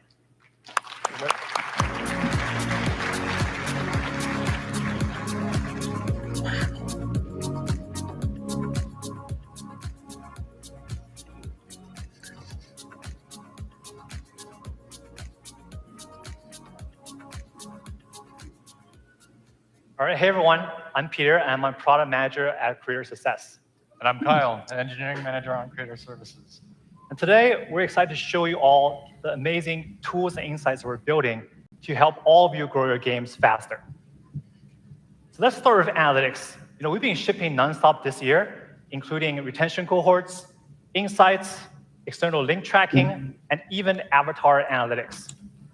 And today, I'm proud to share that over 93% of our top 1,000 creators are using analytics every month to make better decisions.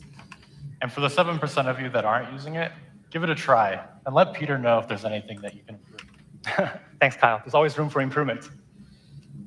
Now, one of the areas that we're really improving is insights to help you separate the signal from the noise with your metrics. And recently, we shipped new insight reports that highlight the most important metrics and actions for you to focus on. We've also updated these reports with player feedback summaries to give you real-time feedback on what players love and want improved about your game. And we believe that this combination of metrics and player feedback will give you a more complete picture of the right actions to take to grow your game faster. Now, picture this, Kyle.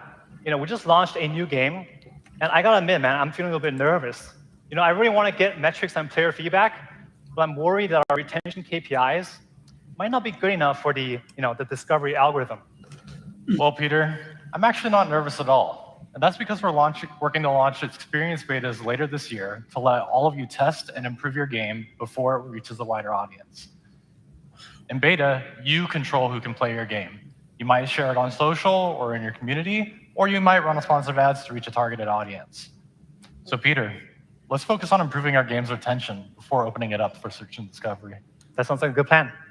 And speaking of retention, one of the most powerful ways to engage our players is to use events. And this summer, we added new APIs to let you invite players to your events from inside the experience. And overall, we're just seeing a lot of excitement and many of you using events to build excitement for your games. In fact, every month, we see 4.6 billion event RSVPs on the platform. All right, Kyle. Now I'm really excited about this next feature. Do you want to talk about it? Sure. I'm sure many of you have felt this pain. You just shipped a new update in your game, and all of a sudden you start seeing error rates spike and players complaining about issues. Today, your only option to fix this problem is to rush to deploy a new update, and that means kicking all of your players and restarting all of your game servers. With configs, you can wrap every update in a config flag. You now have an on-off switch that will let you disable the new content or feature without having to redeploy or restart your servers.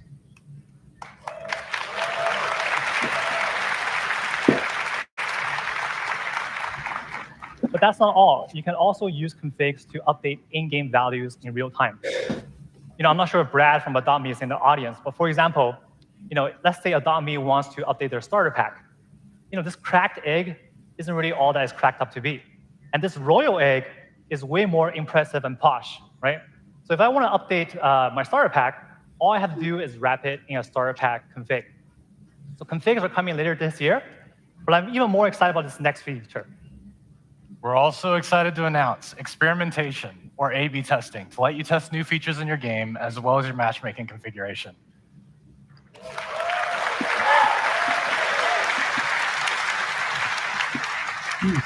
Experiments let you measure with confidence whether that change you made actually improved your metrics. So let's say you want to test a new onboarding dungeon to see if it'll improve retention.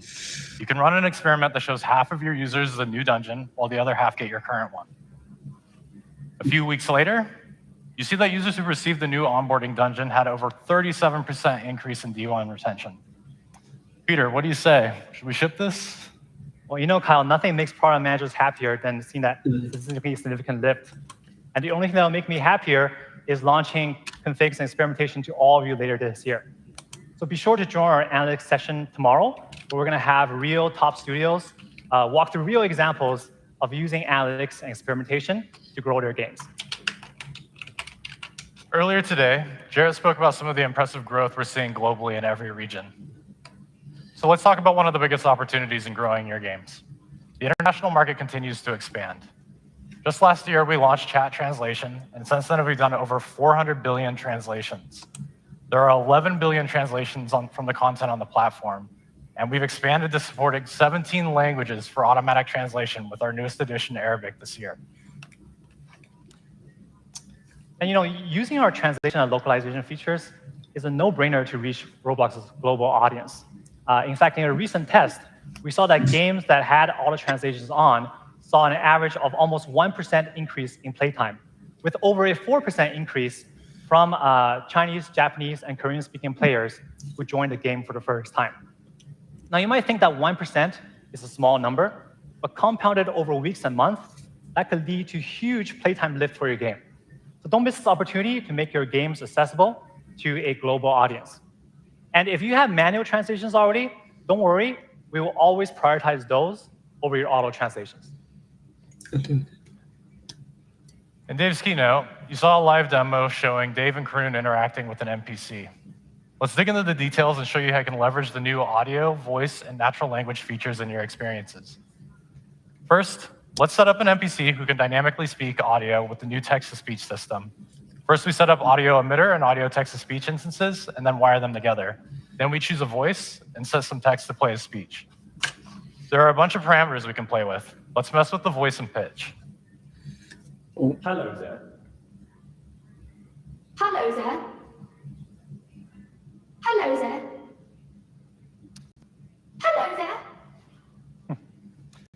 I don't know, Kyle. I think that robot's a little bit too high-pitched, man. I think you gotta make it sound more robotic. You know what? We can. Let's make this a more robotic-sounding voice. Let's just add a sound modifier and chain that to our text-to-speech and audio emitter. This all uses the existing audio APIs, so you can create the exact voice that you want.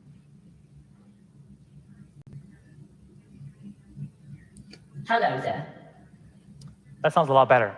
Yeah. But how can I talk to this robot as a player? Yeah, good idea. Let's also set up using player voice so we can interact with the NPC using the new speech-to-text system. We can add audio device input and audio text-to-speech instances and wire them together. Let's also add a script that listens to the text change property and add a function to make the robot jump.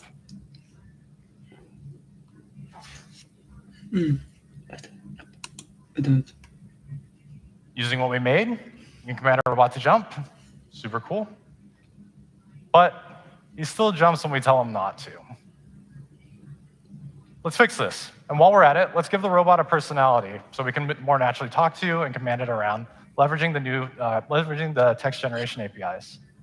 So using the text generation API and some smart prompting, we can make our NPC feel more alive. Let's name it the BuilderBot 5000 and tell it about the apocalyptic world it's in. So Peter, when you ask our robot what his name is? Hello, I'm BuilderBot 5000. How can I assist you today? It's pretty cool. Yeah. Okay. Let's finally hook up our bot to smartly respond to us and handle voice commands. With some more prompting, now the NPC will try to correctly follow the commands based on anything we say. So now, he jumps when I tell him to jump, and he doesn't when I tell him not to. No need to jump. Let's just hang out. Okay, but we were talking about translations earlier. So what if I don't speak any English? I only speak German. Can the robot still understand me? Yeah, sure, we can make this work. I'm sure your users speak many different languages. To quickly show this in action, let's just add a command to our NPC so it can translate what we can say. We can do this by using the real-time translation Open Cloud API. You just call out the language that your player is in and what language you want the content translated to. So now when we ask our NPC how to say hello, how are you in German? The translation for hello, how are you in German is Hallo, wie geht es dir? Close enough. I can ask it questions, give it natural language commands, and the NPC is able to do it all. We're excited to see everything you all build with these new features. Text-to-speech is launching soon with the increased limits that you've been asking for. And if you want to use it even more, you'll be able to pay for extended access later this year. Finally, next year, we will launch the ability for you all to create and bring your own voices so you can use that dynamic speech generation the exact way that you want. Our speech-to-text beta is also launching later this year. And of course, our text generation API is available. And we're always working to improve it to make it more safe and reliable across all content maturity experiences. OK, so that's it for us today. And now I'd like to welcome Varun and George to talk about our powerful engine. Thank you.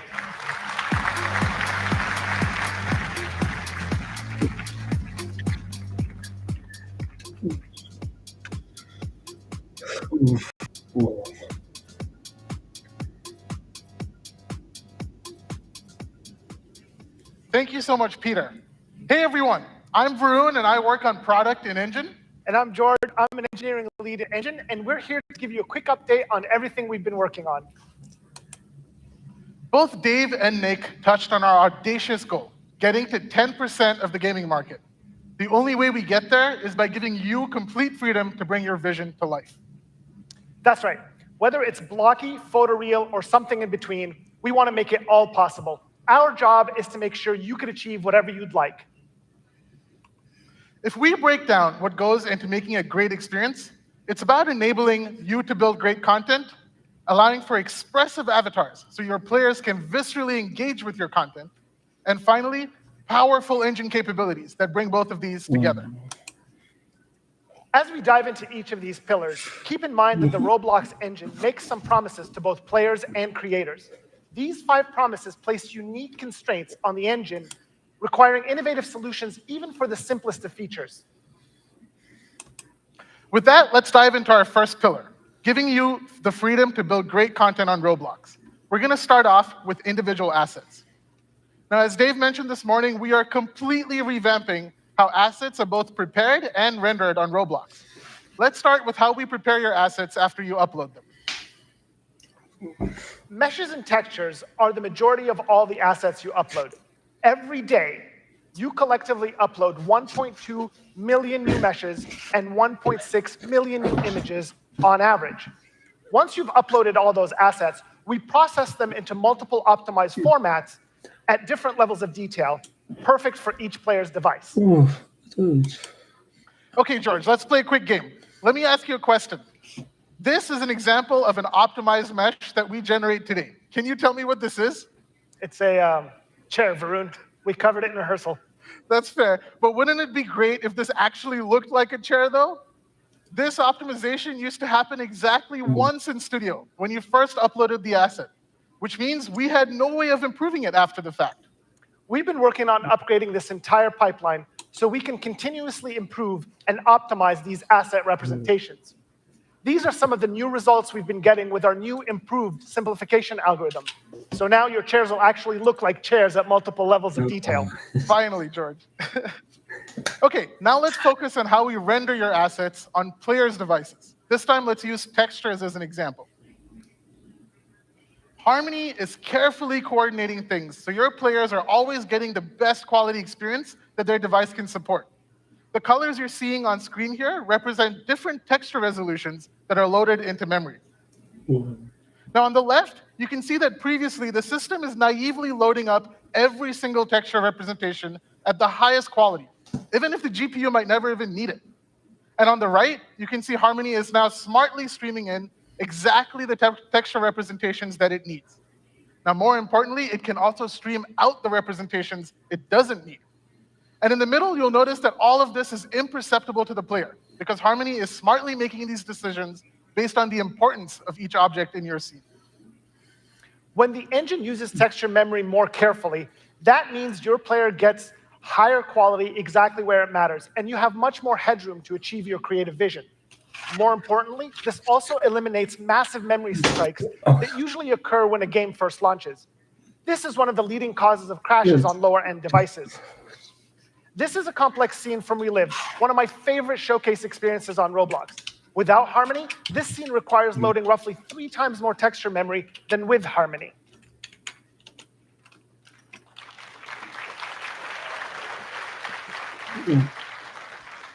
This new asset pipeline is launching later this year for both meshes and textures, so keep an eye out for announcements in the dev forum.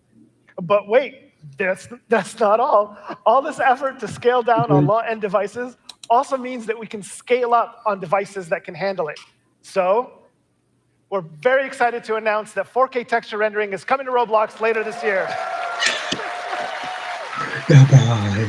That's a big one, George. That's a big one. Okay, now if you just had incredible mesh assets, and even with 4K textures, you still would not have a very compelling experience like this one over here. Great content is not just detailed and expansive worlds for those assets to really shine. Let's take a look at some of the areas we've been investing in here to get even more freedom. First, occlusion culling. Last year, we rolled out automatic occlusion culling, so the engine wouldn't waste resources rendering things that you can't even see. For the next iteration, we're expanding the system so it can support terrain, avatars, particles, and everything else that might be in your scene.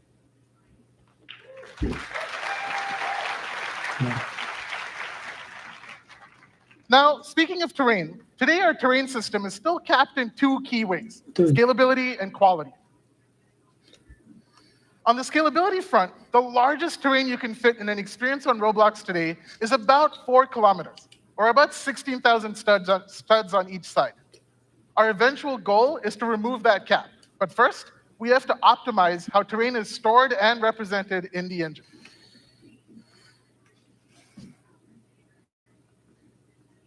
With some of the improvements in the pipeline, we have already been able to push things to 16 kilometers on each side.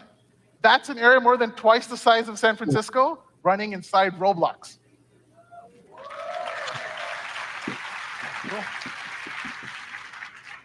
And also, as you can see here, on the quality front, we're also improving things. Materials and lighting on terrain are much higher quality, and fine details and shapes on your terrain are more accurately represented.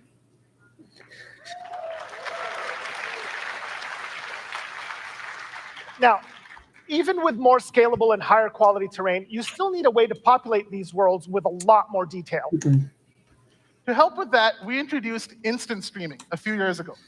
This allowed devices to dynamically stream in and out parts of your world as necessary. Now, we've seen steady adoption of instant streaming, but there were still a few pain points that we needed to address. Yeah, we heard from you that instant streaming did not work well for your experiences all the time because the radius always followed the player. With the recently announced multiple foci streaming, you can now pre-warm locations for scenarios like binoculars or when you needed to teleport players to different locations. Next, while streaming unlocked the ability to showcase massive worlds, it was still miserably hard to author large worlds and test things out in Studio. Here you can see an early preview of instant streaming now enabled in Studio. I can be fully productive in one part of the place without having to load up the entire map. And as I move through the place, I can see the instances stream in and out in the Explorer, as well as around me, allowing me to quickly jump back in and make an edit whenever or wherever I might need to be. This is the same map that Dave showed you this morning. Without this internal build of instant streaming working inside Studio, it would have been nearly impossible to build that demo.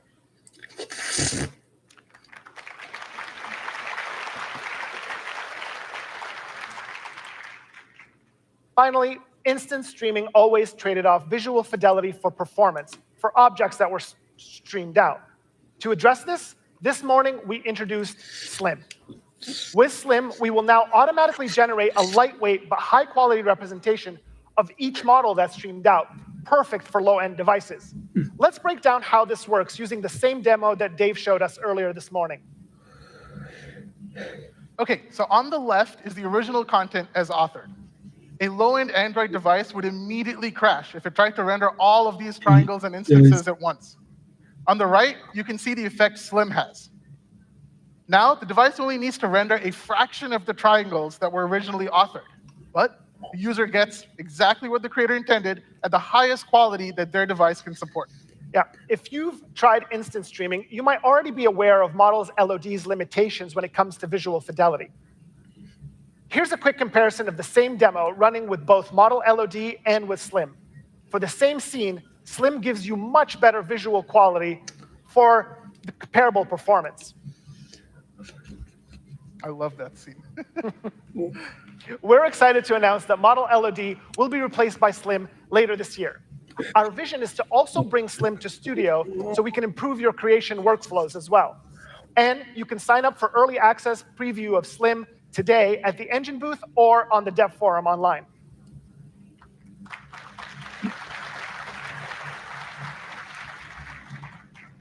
OK, now let's move on to the second pillar, expressive avatars.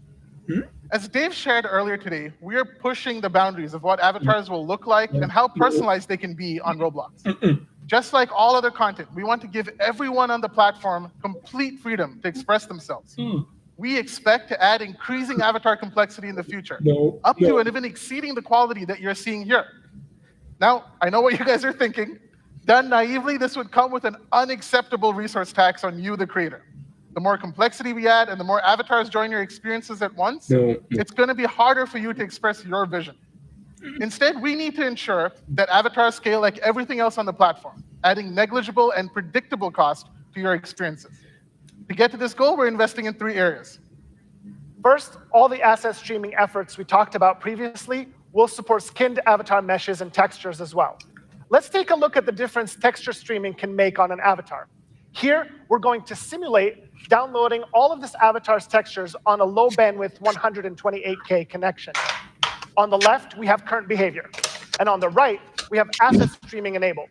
Ready? This is going to go fast. Let's go. 3, 2, 1, go. OK, with texture streaming, avatars are visible much faster and use less bandwidth. Players can feel like themselves almost immediately. And over time, the textures get crisper if their device can support it. I think the other one just finished. Next. Oh, thank you.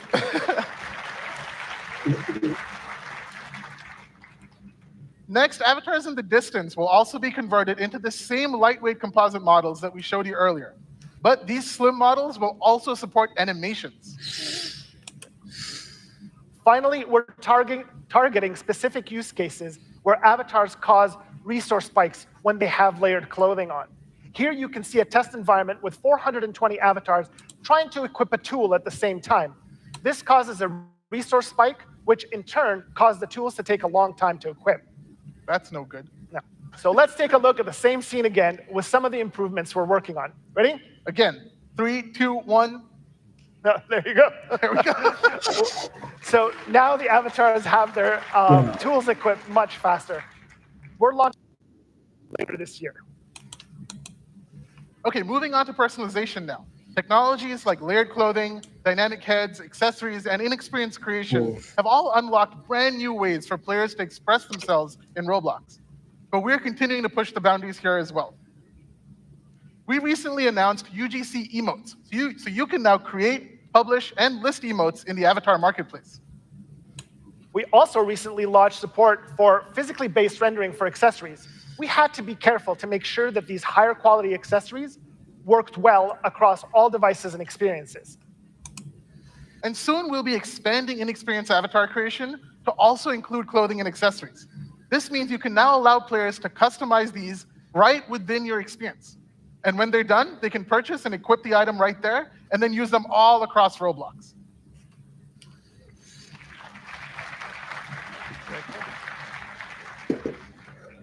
Okay, now let's switch gears a bit and talk about engine capabilities.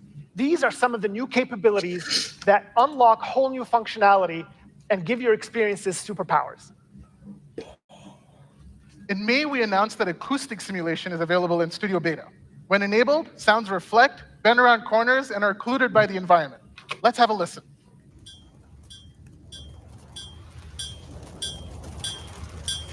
When I'm inside the room, I can hear the sound reverberate off of the stone walls. And as I slowly walk outside, the sound diffracts around the corner and comes from the left instead. As I move behind the building, the sounds become muffled, just as you'd expect. Acoustic simulation will be available for live experiences by the end of the year. And we'll also be adding support for sound instances, so it works with all of your existing content. That's awesome. Make sure you visit the Creating Immersive Audio workshop during lunch tomorrow to learn more. Now let's talk about physics. Last year, we launched aerodynamic forces in Engine, so you can take advantage of a whole new class of forces across your experiences. This year, we completely revamping how aerodynamics work, so parts can react realistically to buoyancy, lift, and drag forces, just like this hydrofoil. And yes, these propellers are really simulated. All of the work that we put into realistically simulating fluid forces for aerodynamics last year will now be available for water this year.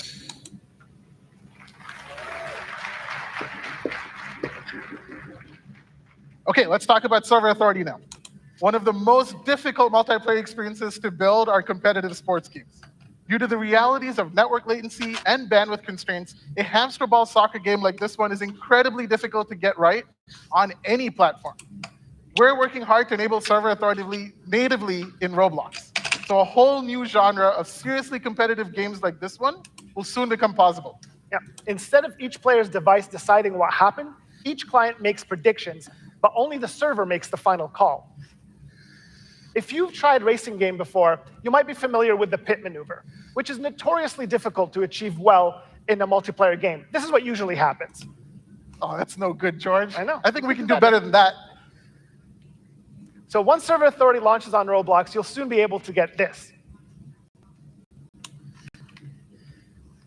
There it goes. There we go. Yeah, that's the pit maneuver. Much cooler.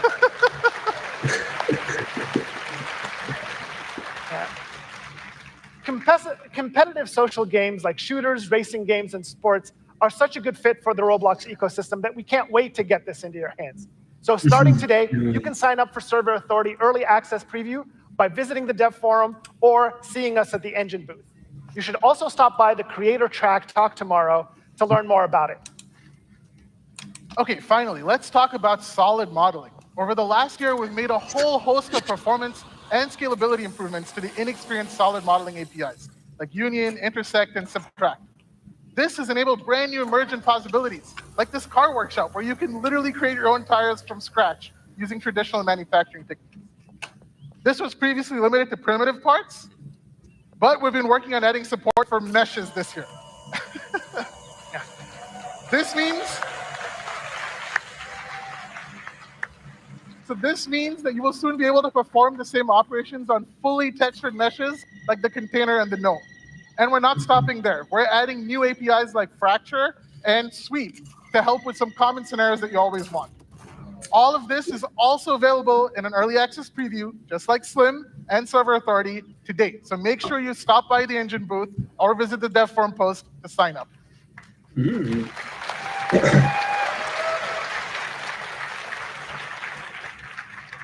We touched on a lot today. Asset streaming, Slim, and terrain improvements to unlock the content you build, avatar performance and personalizations to unlock more expressive avatars, and server authority, hydrodynamics, solid modeling, and even acoustic simulation to unlock more gaming possibilities. What would you build with all this cool new tech, Varun? George, the world is my oyster now. I'd want to build something like a competitive hydroplane game with destruction that actually affects the aerodynamics, all set in a vast and detailed open world. Oh, and everything with 4K textures, obviously. Okay, well, I can't wait to play that. That's all the time we have today. Varun and I are so excited to meet all of you at the booths and at the other events. But wait, we have one more little surprise for you before we pass it back to Nick. It's in a video. Have a great RDC.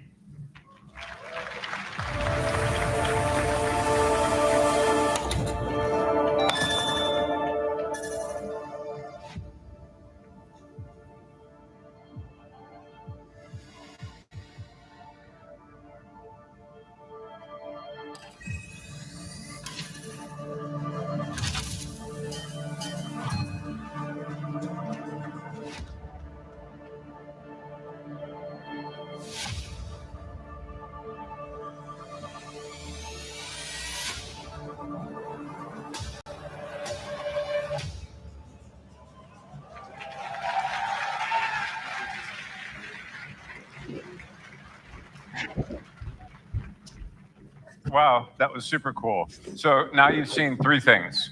One, you've seen how all these pillars come together. Two, you've seen that I may have been one of the people asking for emissive maps. And now that I'll be able to get my fix on Roblox, I think I can take this thing off awkwardly. And number three, you've seen how this platform is and will continue to expand the possibilities of creation for all of you over the coming months. With a strong focus on core performance, amazing productivity enhancements so that you can build sophisticated experiences, more advanced tools for data analysis and experimentation, and an increasingly powerful engine. I get excited just thinking about the potential ahead. And now, as we bring this keynote to a close, I want to take a step back from all the features that we showed and reflect. Because beyond any single tool, what really matters is the strength and dynamism of this entire community. And as I reflected on the last year, I marveled at how the Roblox ecosystem has become even more dynamic and open, where new talent and innovators have immense opportunity to break through.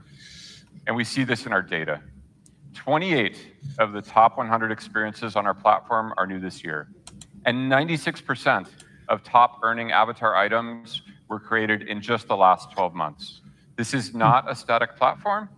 It's the entrepreneurial dream in action, where the right creation can shoot to the top. And our healthy ecosystem is no surprise. When you see how we all collaborate with each other at community events, on our forums, and in our AMAs. The recent community run Inspire 2025 was a great example. It was a massive success with over 50,000 RSVPs and more than 57,000 viewers. The event featured more than 30 speakers, and its game jam produced more than 400 new experiences.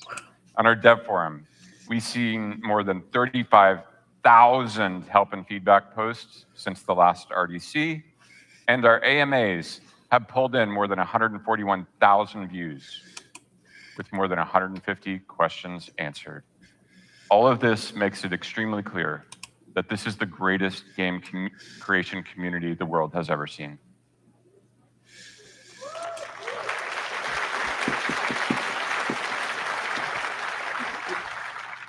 And a quick public service announcement. Right after this, we're going to have a 15-minute break. Then we're going to launch right into our safety Q&A.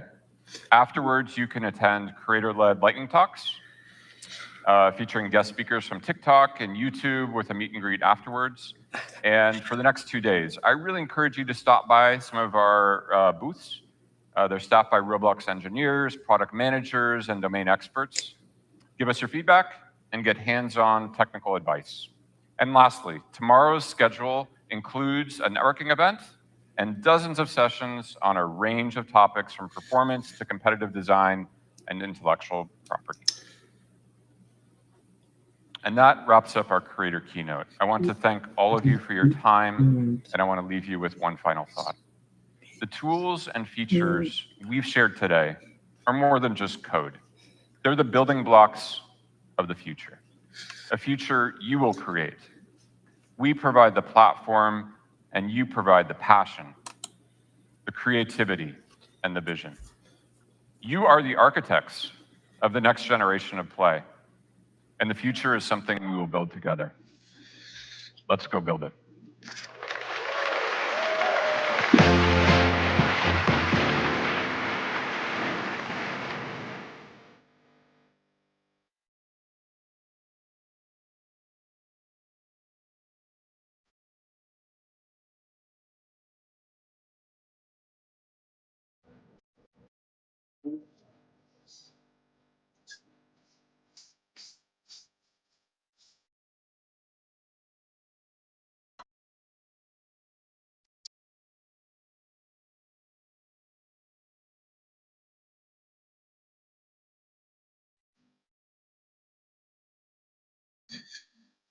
Evet.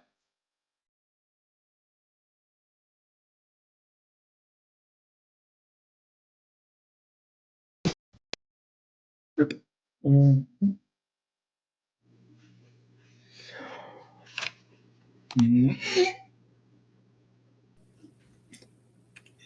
Evet,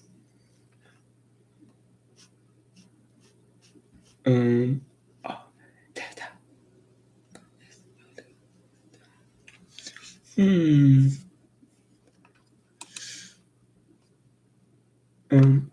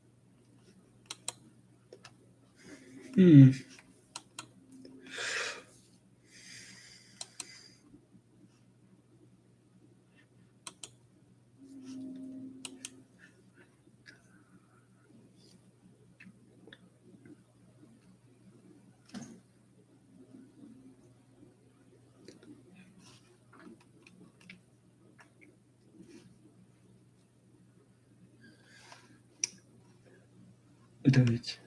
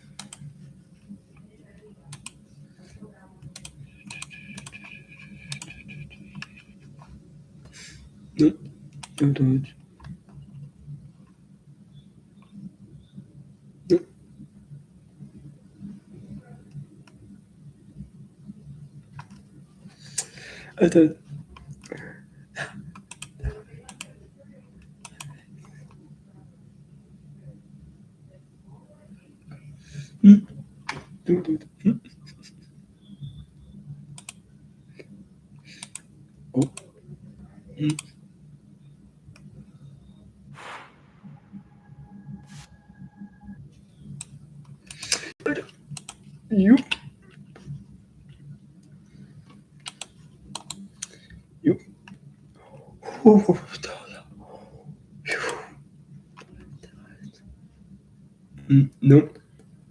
Nope.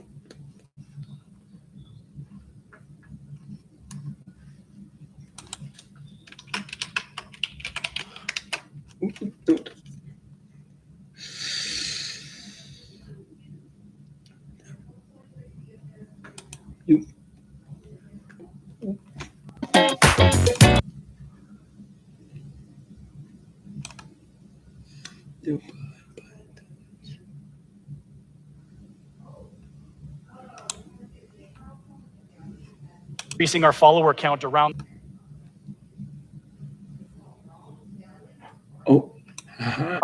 Separating the car body and the wheels separately. And we're using the positions of the wheels and the wheel mesh itself, so we can still have the wheels spin on the ground, and we can still have the suspension work, and it's awesome. Thank you very much, Alex. This was to tell us more about generative AI. Alex, come on over.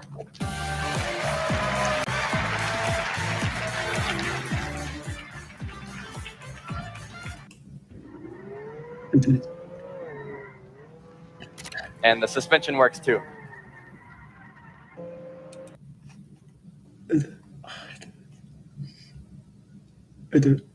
Wow.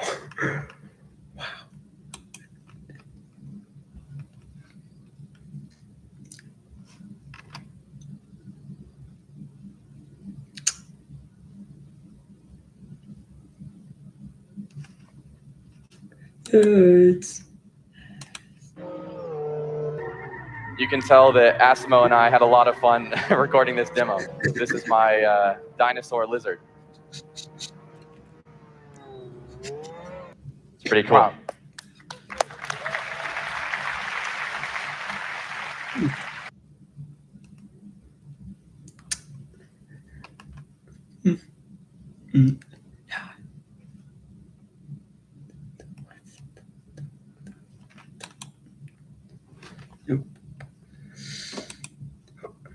Bye.